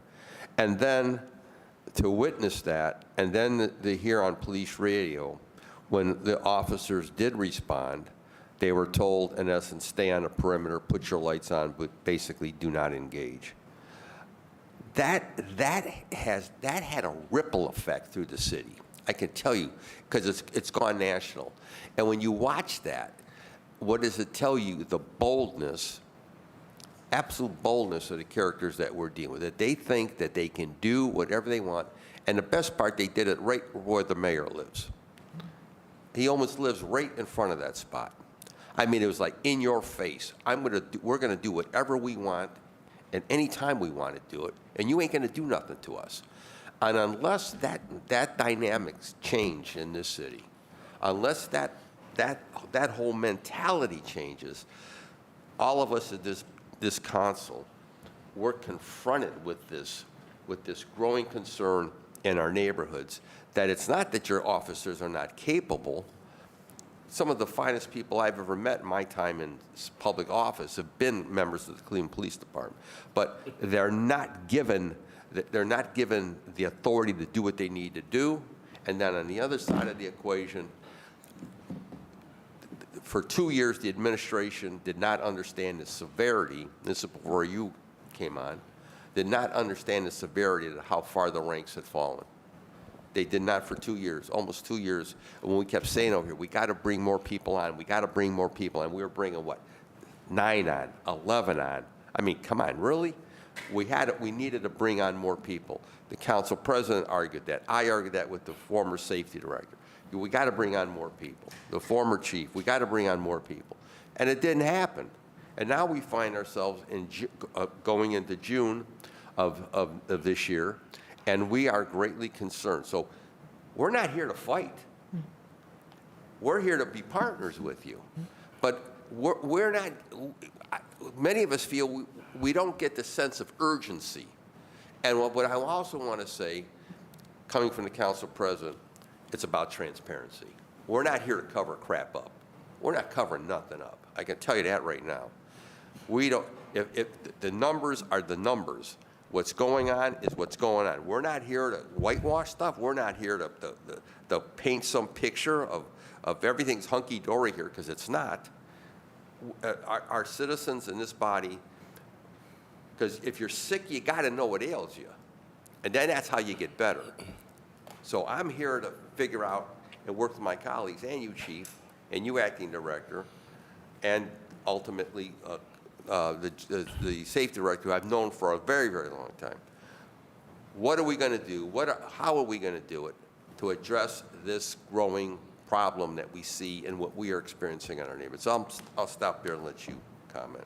Just real quick, I just want to say to you, Chair, and to all the council members and those who aren't here, we appreciate your support. We appreciate your partnership. I have worked with many of you over the years, and some I have just begun working with. And this is a collaborative effort to fix these issues.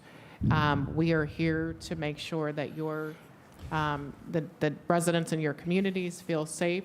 We're here to make sure that your voices are heard. And I can tell you personally, and those who work with me know that if you're having an issue, please reach out. If you're seeing something that we're not already aware of, or you're not sure if we're aware of, let us know. We're here to make sure we deploy our resources to address these issues and to work hand in hand with those who are in the community. Okay, thank you. Can I add that point? Yes, go ahead, Director. And I think the important piece is this isn't just about the division of police. That's why the summer initiative that we're looking at, we're going into these neighborhoods and looking at it from the holistic approach.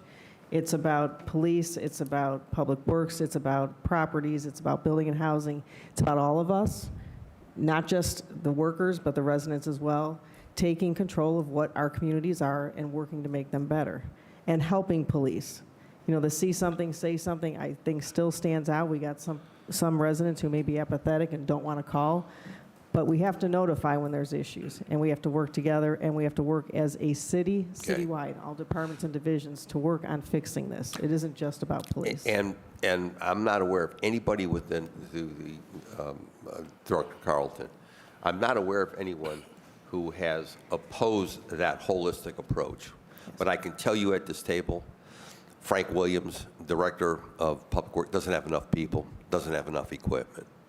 I don't have to tell you about the high grass in our neighborhoods. I don't have to tell you about the abandoned structures in our neighborhoods that for some reason they just sit there and nothing ever happens to them. They sit there and they rot. So I'm totally for a holistic approach.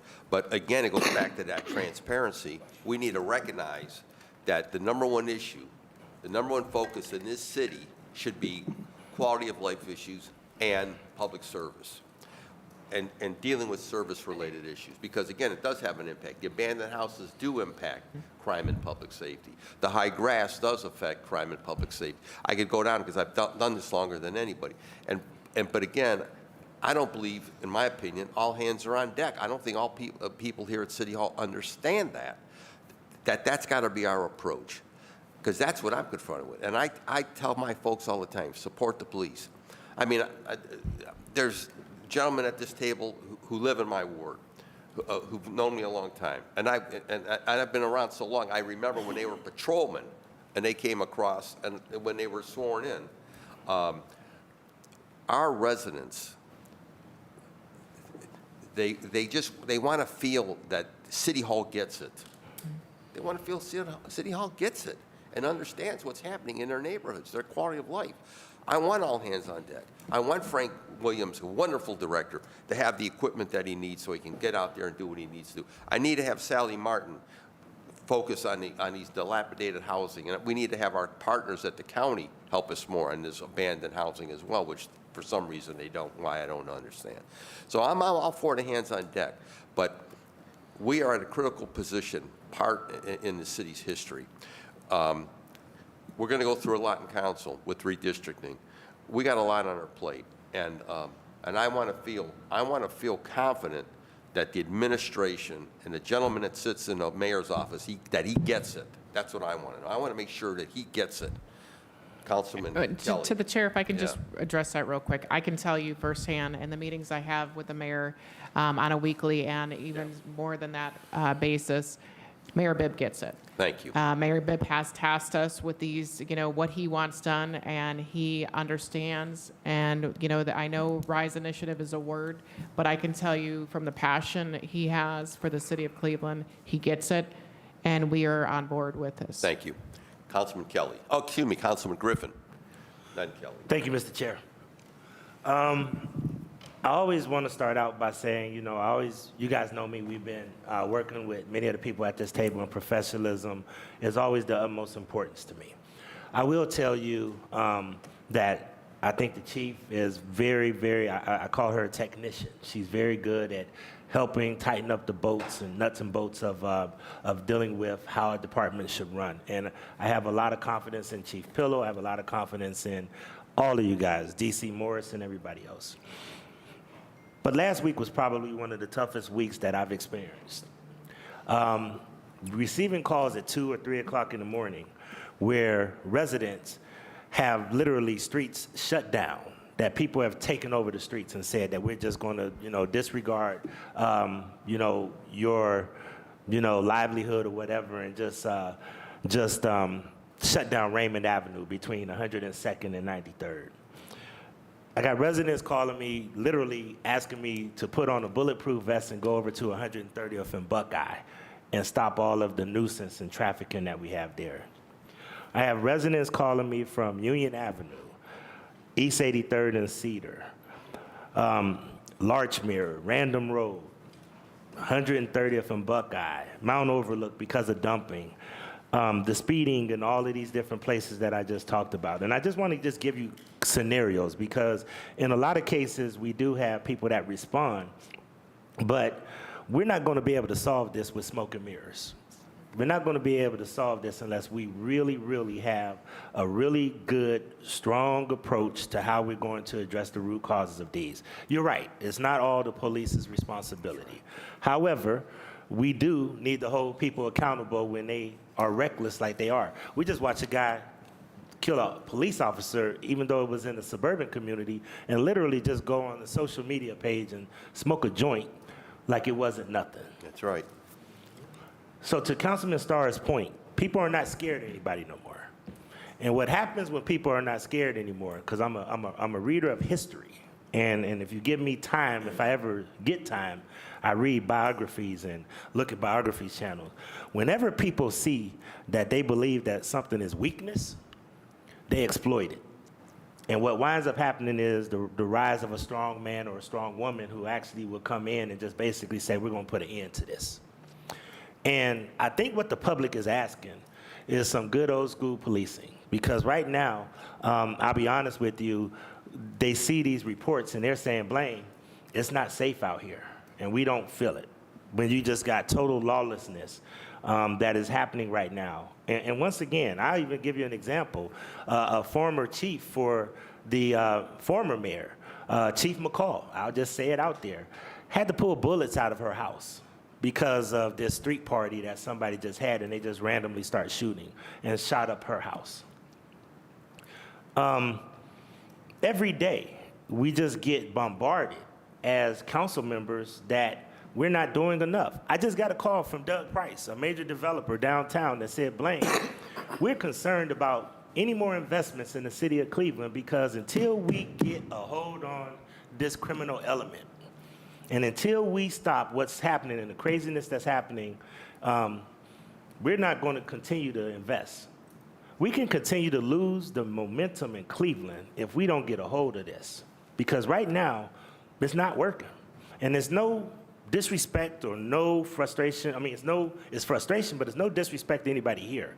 We just need to do something dramatic to really make sure that we step up our presence.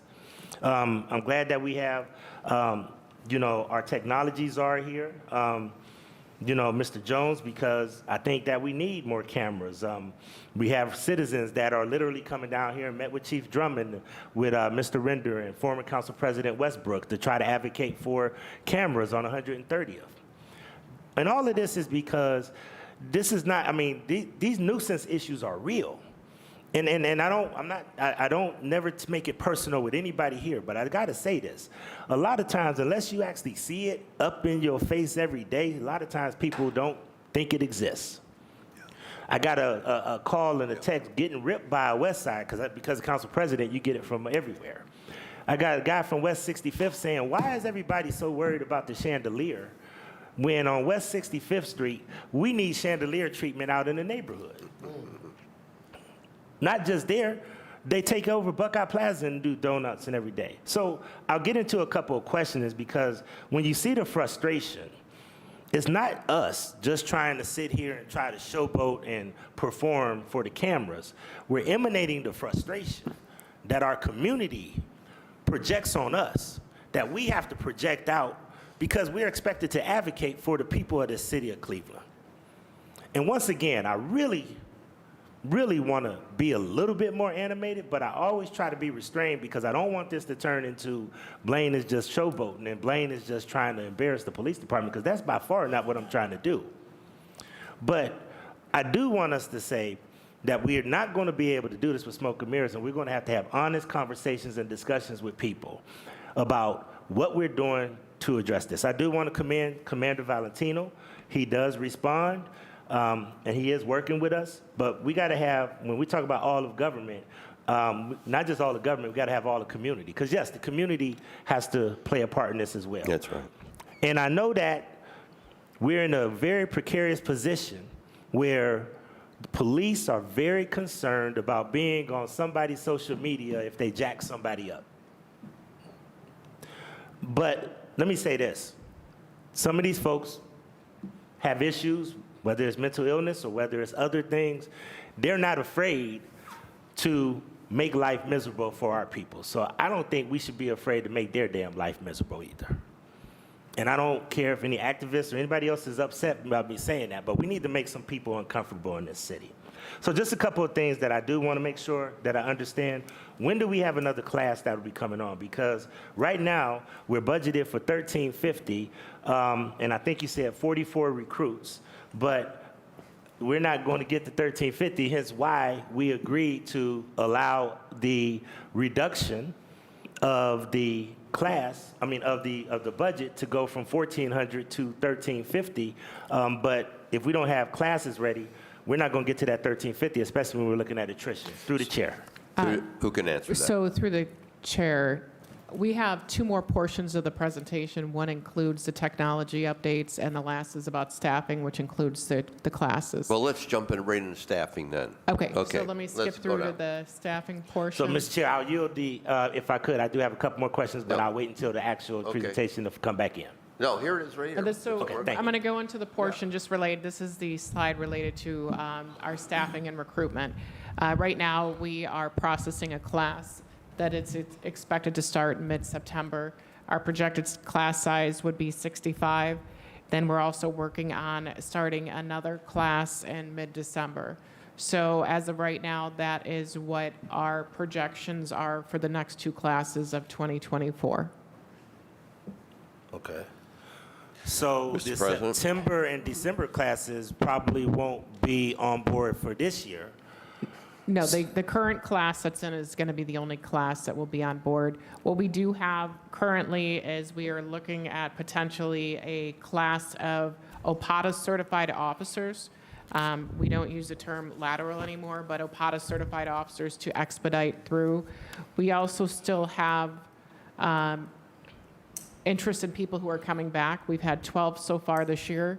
We have 4 more slated to be resworn in that have left the division and decided to come back to the division as well. Mr. President? Okay, so if I'm looking at that number, then it looks like the best we can, and this is actually the best case scenario, we're only going to have 1,233 officers on the street this upcoming year. Through the chair? So through the chair to the council president, unless we have that expedited class of OPATA certified, that would be really a short amount of time just to update them on Cleveland laws. And that potentially would bring us up in having that staffing this year. Okay, just on staffing, we increased the age per the recommendation for the Yes. police department. Has that helped with lateral transfers, and how many people have we gotten through that, that when we increased the age limit? Are we actually catching more people from that lateral transfer? So through the chair to the council member, I can get you the demographics of this current class. It did help. It did help with bringing them in, but it also had some of those members who were above that age found that the level of physical activity was a little too much for them. So those are some of the ones that we did have that resigned from the class. Okay. So but there are still some of them that are in the class currently. Okay. Mr. President? Through the chair, when we had the testing, we had approximately 1,000 people that came down. I know personally people that took the test, got declined, but now they're in Akron's Police Academy. What are we doing with that group of people that came through that? I think we had about 1,000 people that came to when we had that big test that actually a former assistant safety director died, really helped work with the human resource department to put together that event. Are we picking or selecting people off of there, and why didn't we just run a bigger or larger class or 2 classes and maybe do one here and one at the State Highway Patrol so that we could try to beef up those numbers expeditiously? Chief? Through the chair to the council president, it had nothing to do with what we can accommodate here. We vetted all the applicants from that hiring event were the ones that were left for this class that's currently in the academy. The class, what we're vetting now are the remaining applicants from 2023. We had approximately 600 that we started with, and we're down to about 130 that we're looking for. And if all 130 passed, we would take them all into that September class. They go through the physical portion, the written test, and the psychological, and then the background checks. So a lot of that portion is what weeds the numbers down. So you project 65 for your September class, but it could be as high as 130. We would love it to be as high as 130. We would hope that every candidate is qualified and we could put forward. I know that we always say quality over quantity, but I find a hard time believing that out of 1,000 people that we can't find 130 that meet all of the thresholds that we need to get them in expeditiously. So I really hope that we're really pushing and figuring out a way to do that. I'm encouraged by that. I have confidence in you, Chief, and the safety director in order to try to make that happen, but I really think that we should start thinking and talking about 130 instead of 65. Just to get there, because when we talk about attrition, we got a problem as well.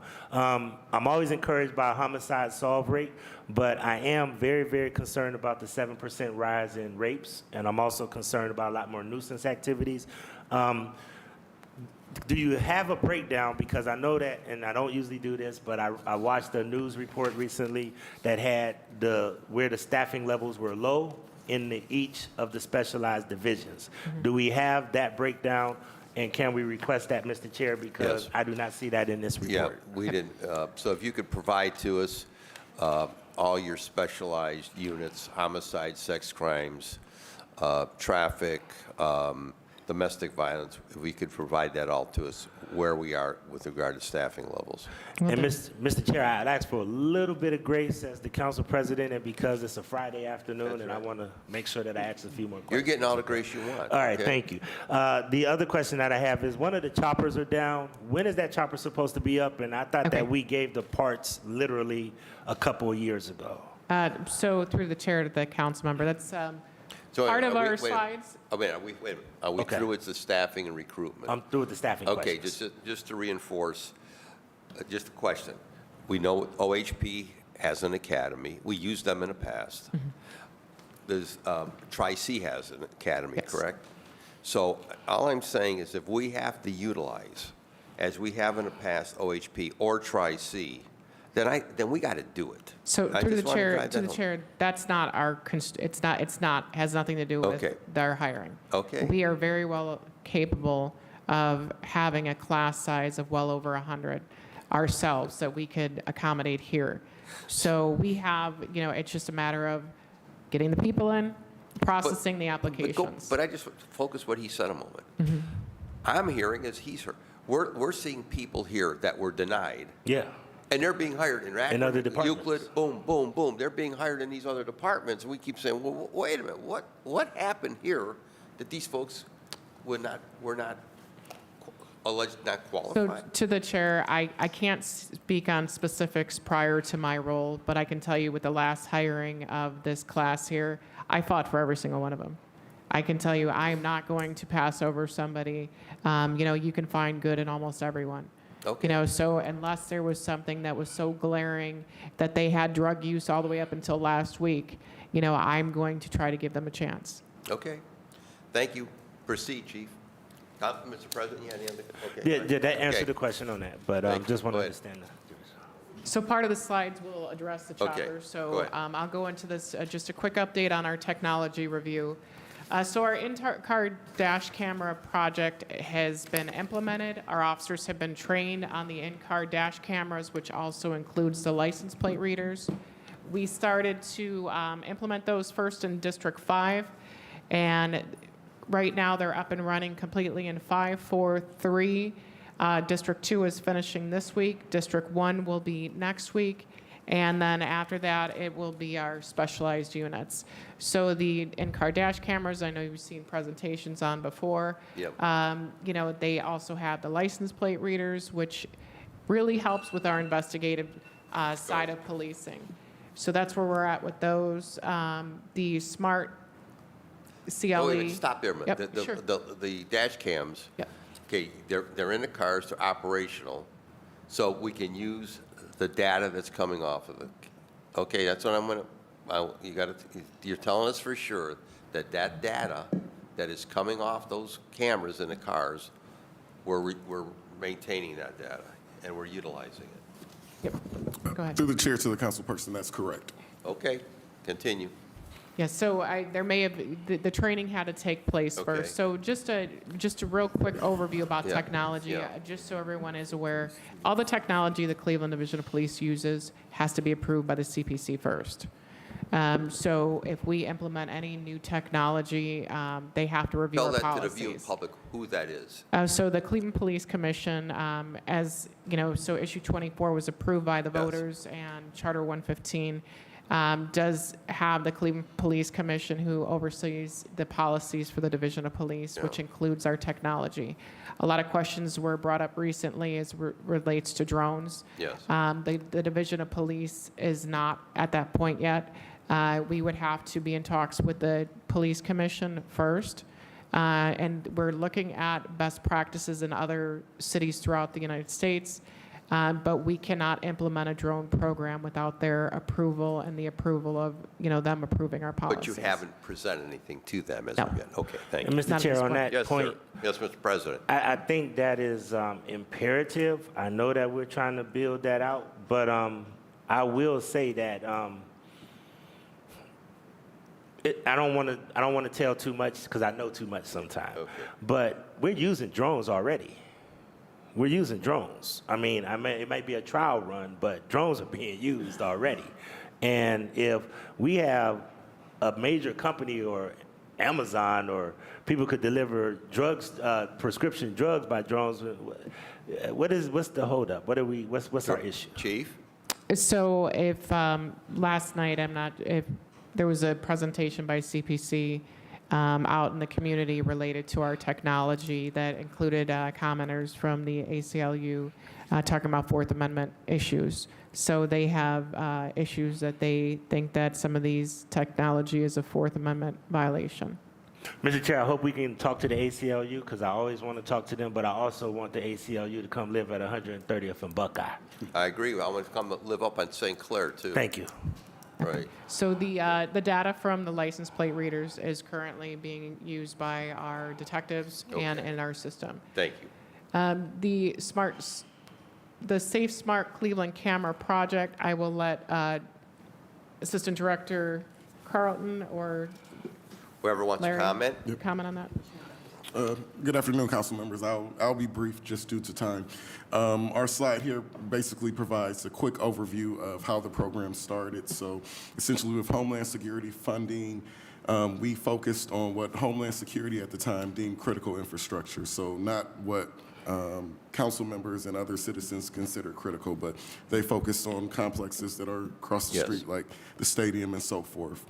2013 through about 2018, we did see a large investment from current and former council members who provided funding to expand cameras in their own respective wards.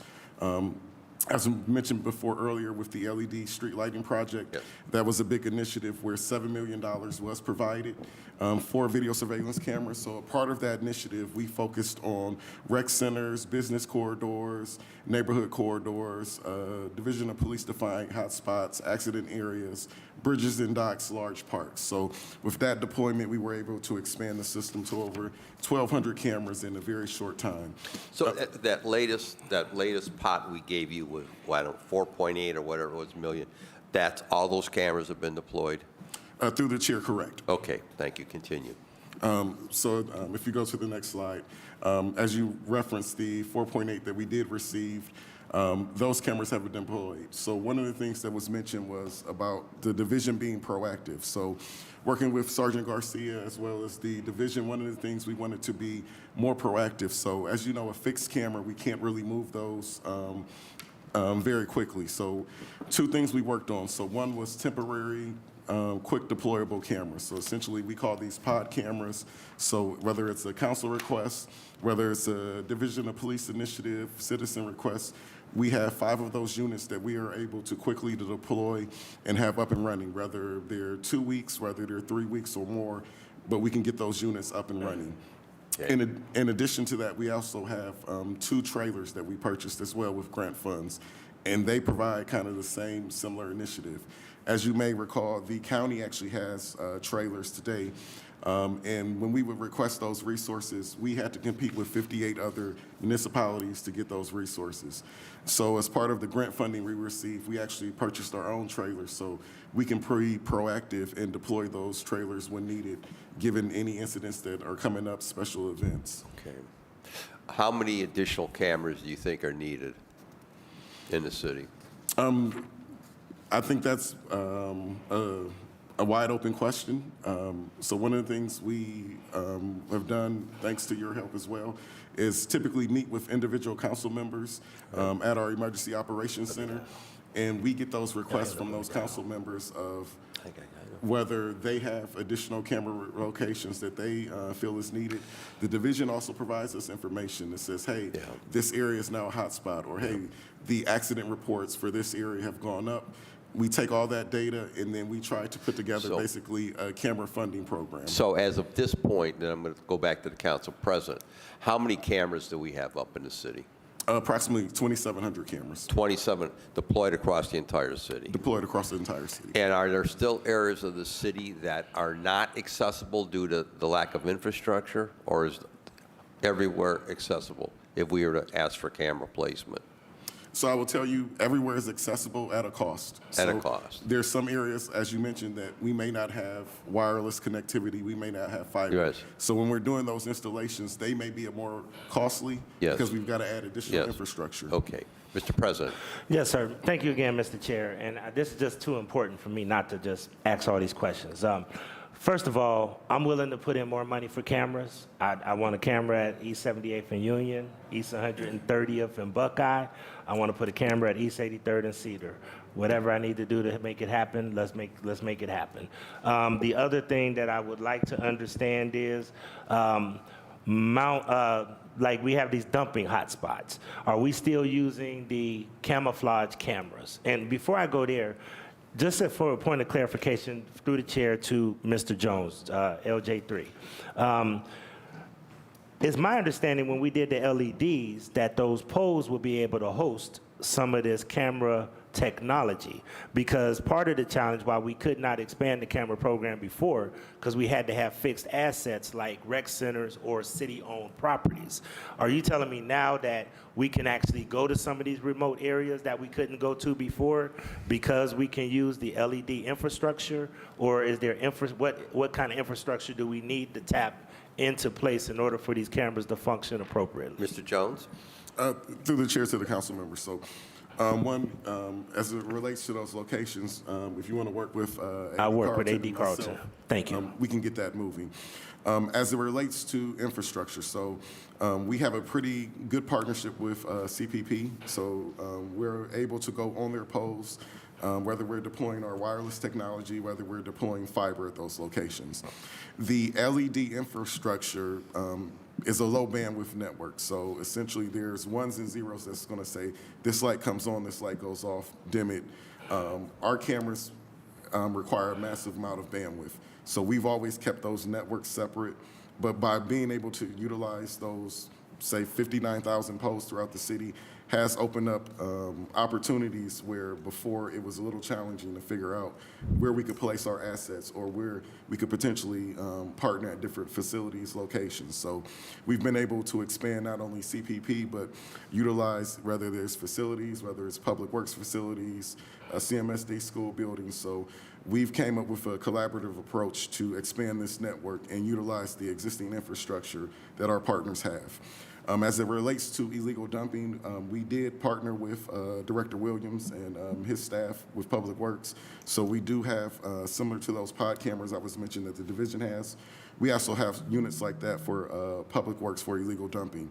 So they have a strategic team that sets the priorities of the high dump areas, and they're able to deploy those pod cameras where they feel they need those resources to try to either curtail some of that dumping or actually catch those actors in the act. Thank you. Last but not least, Mr. Chair, how many cameras are inoperable, and how do you understand when those cameras are inoperable in order to make sure that we repair them quickly? Mr. Jones? Through the chair to the council president. So currently, there's 149 cameras that are inoperable or down at this time. So out of the total system, we're talking about probably about 5%. We range anywhere from probably 2% to 5% on a daily basis. We have software that actually pings every single camera, pings every recorder, and does a check to say, hey, is this camera up or down? Is there a low light issue? Is something on the lens where I can't see? Has the field of view changed? Is it pointing down at the ground? So we have AI-based software that essentially monitors these cameras and provides us with feedback 3 times a day of the status of these cameras. That allows us to be proactive with our maintenance vendor and really focus their efforts into either what needs attention or what can be resolved on our own IT technical issues. I will tell you that probably half of those cameras that are currently down is actually due to somebody running into a utility pole. AT&T is in the process of doing some repairs. Once they finish their repairs, we should have that site restored, but it's not an act of our equipment failing. It's a matter of somebody actually ran into a utility pole and took out AT&T resources. Mr. Can I have President? a point? Okay. Council President? President? I'm done. I allow that point. I'm Okay. done. Thank you. Your Okay, point? thank you. I just want to have a point. Thank you, Chair. Yes. To Director Commissioner Jones. Yeah. What's your title? Deputy Commissioner. Deputy Okay. Commissioner. Okay. By you saying about the cameras being down, I just got a call this morning. The 2 cameras that was put in Hallen Simpson Park, they're both down due to the bad weather. I guess do we have like a rainstorm last week or something, or Yeah. bad rain Some last wind. week? Yeah. Well, I just got a call this morning that said both of those cameras are not active, and could someone check them and turn them back on? Okay, so you got that location. And I would say this, just to follow up. So on the 149, you said some are down due to accidents. But what's the normal mechanism outside of a pole being taken out to get that? How fast does that camera come back online? How quickly is it fixed if it's out? Through the chair to the council person, it actually depends on what the nature is. So we have a camera could actually fail. We Okay. could have had a power surge Yeah. where a piece of equipment was fried. So Correct. our maintenance vendor does keep spares on deck. Right. So Monday through Friday, they're rolling. If it's necessary, we do have a special overtime weekend rate.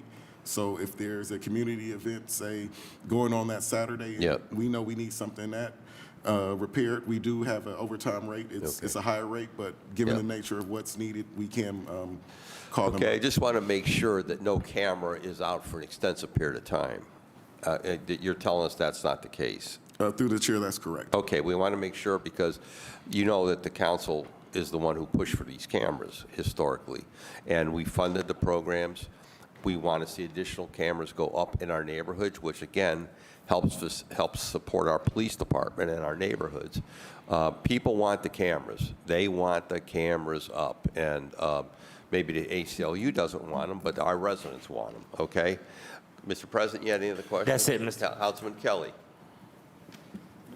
Through the chair to the team, thank you. I'll be quick. A lot of my questions were brought up, traffic, different things.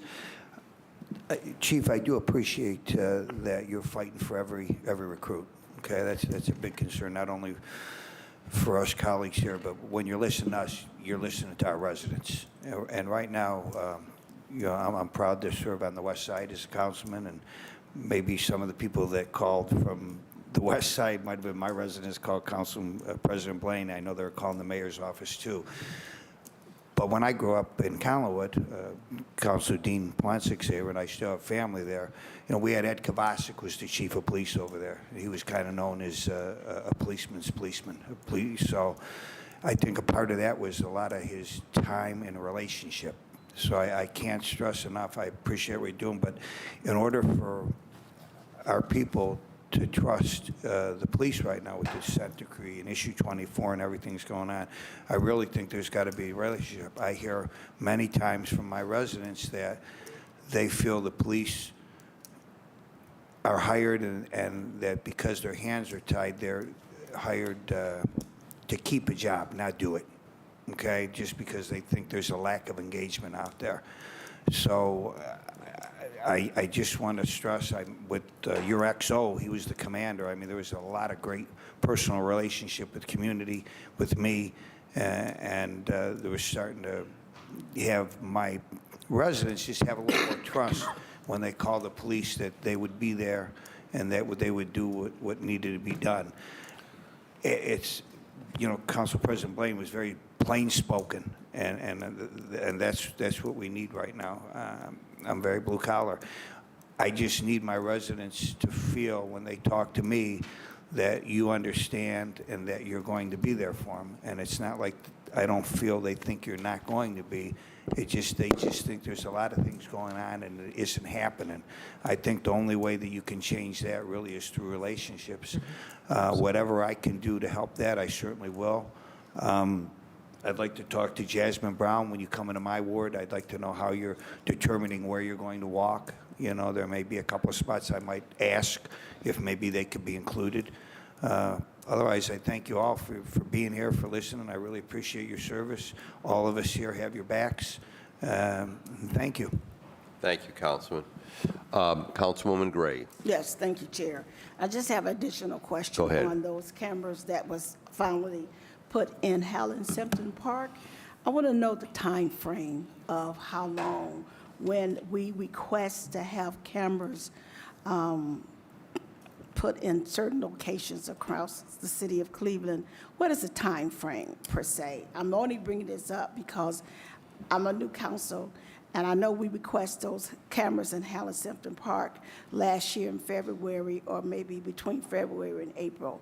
It took almost a year to put those cameras in Helen Simpson Park. So I just want to know what happened within that whole year, why we had to wait a whole year to get cameras put in Helen Simpson Park, because I have 2 requests to have 2 more cameras put in the area.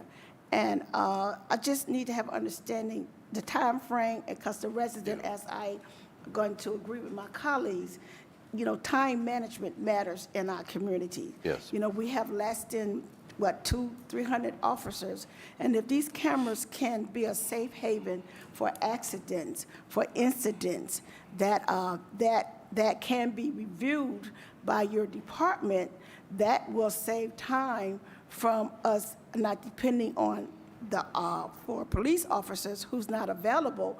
But if you have the access to the cameras in the neighborhood and you review them, and plus I want to know the time frame of how incidents are reviewed and get back to whoever in charge of that, to get back to the council so we can have that discussed in our community meetings, because so many residents are now involved and engaged of all these accidents that are happening, and they want to know, you know, who reviewed the footage of any accident or any incidents. So we have now an agenda of residents who want to understand the process of the procedure, so we can understand what we need to do on our end as a council. So first question is, what is the time frame when someone requests a camera in an area, as Mr. Jones, as Deputy Jones know, it took a whole year to get those cameras in Helen Simpson Park. And listen, the residents are appreciative of that. I am too. But what is the time frame? And then additional, how can we get footage from those cameras from whoever in charge of that, so we can know about incidents and Okay, so let's zero and right in. accidents? So Okay.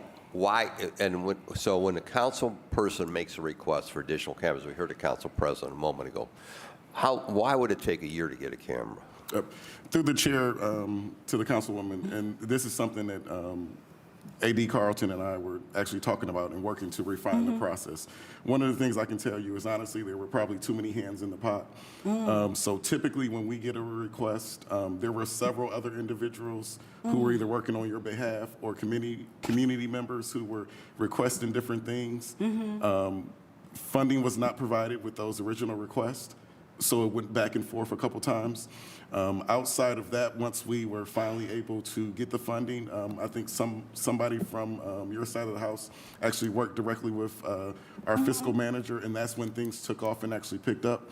The other thing is we had a previous vendor in place who was on a requirements contract. We were in the process of getting rid of that vendor and getting a new vendor in. The new vendor is now in place, and they were the ones who installed the cameras. So that whole process did take some time. To give you a better idea of a typical timeline, once we receive funding, if we've got an existing contract, we're able to typically amend that contract, go through our border control, law drafts up a contract, certifies it. We've actually implemented a new document management system, which will hopefully alleviate a lot of the back and forth physical signatures. So we're hoping to decrease the time it takes from the draft of the contract to certification and really electronic signature that process. So that's something that's actually implemented in the works right now. So typically, I would probably say if we got a list of locations today, I probably need 4 weeks for our vendor to go out, do their assessment, come back internally to us, present the proposal, allow us to vet it. We work with the sergeant as well to make sure, hey, this is what we're looking at putting in the area. The division may come back and say, hey, we have some recommendations. If you're going to put this type of camera over here, these are the other things that we're interested in and seeing, just due from an investigative standpoint or a situational awareness point. Once that, I would probably say another 4 weeks just for the internal city process. As I mentioned, whether I've got to go to CRC, Border Control, law has to draft a contract, that internal process does take some time. So I would say probably a 2 to 3 month time frame. Once contracts, everything's implemented, vendor gets equipment, can hit the ground running.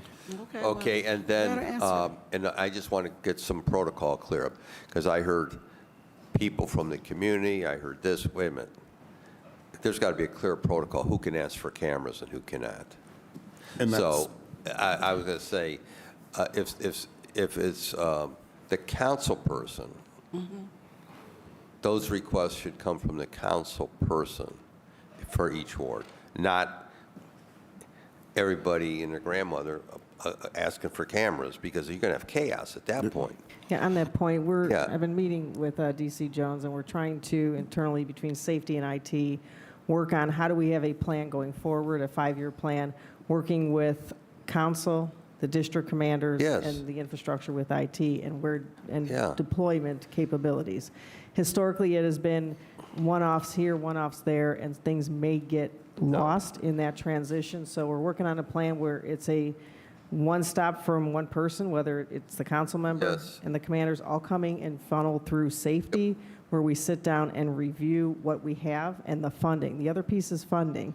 So I know DC Jones can talk about the funding capabilities for 2024. Okay. But I think we need to splinter off. If a council person is paying for those cameras, that's where I think you're talking about the timeline of up to Okay. 8 weeks.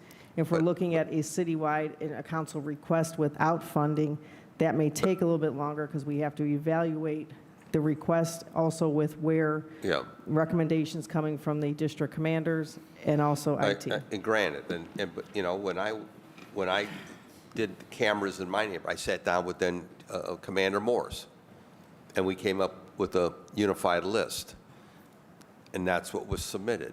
So I want to make sure that the administration understands we can't have everybody submitting. It's got to be just what you. It's got to be the council person and/or the commander in partnership, hopefully within partnership. Secondly, with regard to observing or viewing footage on the camera, what's the protocol? Through the chair to the council members. So typically, citizens do a public records request. If a council person is interested in footage, I would typically recommend they work with either their district commander. From our perspective in IT, we don't know what investigation's going on, so we don't offer up those cameras. However, working either with the Real-Time Crime Center or the district commanders or the DC, that would probably be your best route as it relates to trying to view a camera. Okay. Was that sufficient, Councilwoman? Any other questions? Well, yes, I just want to know, I want to sit down with I know last year I did sit down with you, Deputy Commissioner, about the cameras at Halle-Simpton Park. I do have 2 other locations that I would like to review, but also I don't want to oversaturate cameras throughout the community if other cameras are have been sufficient to do the to do the viewing. So how can I get a list of? Should I talk with the fourth district commander to get a list of where all the cameras are in Ward 4 per se, so then I can have a better idea of where other blue light cameras can be put before, requesting for another one if another one's already doing the work, Yep. doing the footage, Mr. Jones? whatever. Through the chair to the council member, what I would recommend is actually setting up a meeting in our office. So typically, the Sarge is great at bringing up a map with our camera current locations so we can look at your ward, the 4th district, and then kind of be strategic of this is where you have your current assets at. These may be your areas of concern, and we can kind of map out a plan of how do we address those areas. Okay, thank you, Chair. Thank you. Okay, Councilman Starr. Thank you. I'm gonna just be brief, but through the chair to the commissioner, I know with cameras and everything, I did receive some calls about Ring cameras in other cities that they worked with some city officials to be able to distribute Ring cameras to other residents if they wanted to choose to use that. Is that something we've looked or tried to explore as far as different residents, different areas to probably help with some of the issues that we may have through the chair? Yep. Through Go the chair ahead, to Councilman. the council member, and one quick point, Councilwoman, my applications managers just checked the Helen Simpson Park cameras. They are up and running. Okay. Okay. I'll let the rest Okay, know. respond to Okay, thank you. Councilman Starr. So through the chair, so one of the things, and if the Sarge wants to jump in, there is a law enforcement ring portal. So that actually allows our officers to reach out to the individuals who have the Ring doorbells, and they are able to upload those videos via that portal if there's a need. One of the things is some of these companies wanted certain language to say that we are a Ring city. At the time, we didn't feel comfortable promoting saying, hey, City of Cleveland Division of Police is backing the Ring cameras, because there's Nest cameras, there's, all these other companies. So we didn't move forward with that initiative saying that we're backing that this is a, City of Cleveland product. Okay. But, there is law enforcement portals with a lot of these vendors that allow us to access those Ring doorbell cameras if needed. Okay. Yes, Anything else? specifically- Sergeant, go ahead. Sorry. To the chair, to the councilman. Specifically, Ring cameras, the company itself has recently moved away from allowing law enforcement agencies to work with, have access to their cameras. We still can work with the community and get the community. We have a registration system where we ask the community to register their cameras, but just really a lot of these companies now are pushing back from working with us directly, so we still have to have citizens register their cameras with us. No, that's great. And last but not least, definitely to the chair, Commissioner, I'm gonna reach out to you, possibly do a ride along with us. There's a couple different spots that I want to look at, and definitely work with the sergeant. One of the things I said, kudos to the work that you do, and I appreciate everything that you do. Thank you, Chair. Can I have one Thank you. point behind? Go ahead. From my colleagues, Richard Starr, bringing up the Ring cameras, I spoke to Mayor Bibb just last week, because on Channel 5 and Channel 8 News, it was announced that the city was providing at least up to 100 cameras per ward, to the residents. My phone blew up in the office saying they just heard it. I didn't hear it. Yes, it I did. didn't hear it. Yes, it did, because I talked to Mayor Bibb, and I talked to him last week in the elevator, and he was like, he directed me to speak to one of his staff in his office, because they announced it on Channel 5 and Channel 8 that the city of Cleveland was providing 100 cameras per ward to first come, first serve residents. First So news to he me. just said for me to talk to somebody in his staff about that. So I'm just bringing it up to the table since my colleague brought it up Yeah. about ring cameras. So are you, any of you guys aware of that? I'm not aware of it at all. Not aware The of chair, we're not, I will follow up with Follow the up staff. that I will. because Yeah. I forget the person that Mayor Bibb asked me to speak to in his office about that. But believe you me, Channel 5 and Channel 8 announced it. That's got to be a stealth person, because none of us know about that one. Okay. The chair of the council, So, thank you. I will follow, definitely follow up. The, Thank you. the only problem with, well, you're talking to someone who has those on their home, but you also have to, if you want to be able to get the footage, you have to contract with Ring on a yearly basis. And I find that a lot of the seniors don't want to pay that extra charge. They somehow think when they get the camera that they have access to all this information. They do not. So that's part of the challenge that we have with the not only Ring, but I believe some of the other systems as well. Councilman? Okay, thank you. Chief, continue, and we'll Just wrap have up one your last slide here, presentation. and that's regarding our aviation unit helicopter. The division currently is operating one helicopter. Our second helicopter is currently being upgraded. The upgrades, as soon as that's complete, that will come back to us. The pilots will be trained on the changes that were made, and then that current helicopter will go down for the same upgrade. Do we have any idea when it's coming back? It should be in the next couple months. Next couple months. Yes. That helicopter is, aviation is very critical. I have taken upon myself to go look at the drone systems. What I know, Parma is using drones right now. Other cities are. I've looked at the effectiveness of the drones. I've been very impressed. And not only that, but what I have seen some police departments across the country.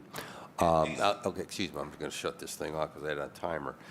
They have not just utilized them for police, but they have implemented where they've used them for fire and EMS as well. And so they're not just labeled for police, they're for public safety. And then they're strategically or dynamically positioning them out of firehouses, because they felt that the firehouses were more strategically positioned, and so they have an operator that they use, so they can use for police, fire, and EMS. I thought it to be very an effective approach, and the cost, the number that I've been given was about $100,000 for the unit, to maintain the unit, and to staff the unit. So when you compare that to the $2 million that we passed for the helicopter upgrades, there's a significant cost savings by moving toward drones at some point in the future, which would help us, especially try to alleviate the high-speed pursuits where you have the drones up, so you can a greater safety for our officers and our citizens. I think, again, all of us are trying to figure out from a standpoint of technology what more we can utilize, how we can use it more effectively, and not have an adverse effect upon our residents. And so I'm open to all ideas and all thoughts. I've been talking to the council president about different approaches and different things. But again, I would say to the administration, we passed the legislation, as you know, 2 years ago for the drones, and they're still not there. And so we were told that would be in effect. It was a part of a package. Are you aware of that? Yes. Okay. So do anyone have any response as to pertaining to that? To the chairman, I can talk about, the city did receive the drones a few days ago. Okay. And I will let police talk about Okay. how So, we're going and forward. to the chair, to move forward with this program, we first have to find what the best practice is. Okay. That has been done. There has been some members of the Division of Police who've gone out to other agencies to look at how they deploy their drones and to see what would be beneficial for the city. Once we have that and a draft policy in place, we would start our conversations with the CPC. And that would be step one, to see if that is something that they would approve us to move forward with. and then the policy draft would be in place. It would be very time-consuming before we could move this forward. It will not be, I don't anticipate it would be any time this year. So there is a lot that comes with that. So you understand the frustration. We passed that legislation 2 years ago, and here we are, going into June of 2024, still no drones. So, you know, really, we've got to figure out collectively, whether it be cameras or whatever, we've got to effectively figure out what is the holdup with all this stuff? Why does it take so long to get anything done in the city of Cleveland? I don't get it. My patience, I mean, we're all trying to be patient around a table, but there comes a point, you know, legislation comes before us, we pass it, and again, 2 years, 2 years. And that's just not acceptable. That's not acceptable but you're also telling us that the Citizens Police Commission has to sign off on it. Yes. And if they don't, what happens then? And we can't use it. You know, this is an absurdity. This is an absurdity. And if you had an opportunity to watch, they were very clear in their meeting last night that we cannot move forward without it. All of our policies, anything that affects our operations, has to be approved first by the Cleveland Police Commission, then by the DOJ Yeah. and monitoring. The group that can't get along among themselves is going to tell us what equipment we can have and not have to protect our men and women in blue and to protect our citizens. That's even better yet. Now you can understand the frustration that people have in this city. Okay. Point of information. Yes. Yes, so I know there was a conversation about the news article and ring cameras that actually was the city of Akron. It's actually the city of Akron. It's the city of Akron, Okay, Ohio. thank you for the clarification. That has the ring program, and it is not the city of Cleveland. So if there was any citizen who was confused, because it's on the news, and you know we have a regional system. It's the city of Akron. Thank you, Councilman. Okay, is there anything else, Chief, that you need to tell us, update us on, anything that is outstanding out there that we need to be aware of? You've indicated at the table earlier that you will continue to be talking to Ohio Highway Patrol. What about the U.S. Marshal Service? They were very engaged with us last time. And to the chair, we still work with them. We partner with them. Our officers cohabitate with them. It's a continuing. We work with them regularly. Okay. And can you comment at all about this ongoing, we're going to wrap it up, this ongoing dispute or with the Cuyahoga County Council with regard to deputy sheriffs? I'm not going to comment on that. You're not going to portion. comment No. on that. Well, I'll comment on it. Last time I looked, I paid county taxes. When I paid my tax bill earlier this year, I paid it to Cuyahoga County. I didn't pay it to the city of Cleveland. I paid it to Cuyahoga County. So I can't for the life of me understand why we cannot have sheriff's deputies augmenting and helping CPD in the city of Cleveland. I will say that to anybody on that Cuyahoga County Council. You know, it's one thing, they take our jail from us with all the amount of revenue that is going to go with that, an effect of employment and jobs in the city of Cleveland, and the domino effect. And now, you know, when we ask for deployment or assistance for Cuyahoga County sheriffs to help us, whether it be downtown or in our neighborhoods, we're told, well, no, you can't do that or you got to pay for it. I mean, come on, give me a break here. I don't get it anymore. We all have to be, everybody needs to be hands on deck here. So I've stated it for the public. Cuyahoga County, get on board. Get on board and understand that you're part of the city of Cleveland and you need to help us. Okay. Chief and Director, anything else? No, I appreciate everyone's time today. And Chief, I have not had the pleasure to work with you since you've been Chief. And I've worked with other gentlemen and other folks at this table for a long period of time. So I got to tell you, the proof is going to be in the pudding going through this summer. I'm going to be watching what takes place through this summer with a magnifying glass, because you heard the council president, you've heard other members of the body. Council people have become like pincushions. We've become pincushions. We're catching it from all directions, and yet we can't hire, we can't fire, we can't deploy, we can't administer. somehow there's a segment of our society, Clevelanders, who think we can, and we can. And I just had that argument this week with some people. I can only imagine if you had 17 people here trying to administer what that would be like. That would be pure chaos, okay? So the charter is very clear as to what we can do and what we can't do. So we look to you, we look to the administration, we look to the mayor, the safety director, the chief, the command staff to deliver public safety and security for our citizens. And so our summer, so far, as the weather has warmed up, has not been pleasant, I can assure you. We want more people on the street. We want to see more civic engagement. We want to see more community policing with our residents, with our kids. I believe that's critical, that kids get to know police officers on a first name basis, as I did when I was a kid growing up. I would call them by their first name. There was that kind of thing. We need to somehow get back to that, where we're all working together, and then where we can identify and isolate these people who are, because we all know it's not thousands and thousands of people doing the criminal activity in our city. We know it's a small number of people doing the criminal activity in our city. So on that note, I appreciate everyone's attendance. I appreciate your time. You all have our numbers. We have your numbers. And let's figure out how we can do to have a better summer and a productive summer. So on that note, the committee is adjourned. Thank you. Thank you.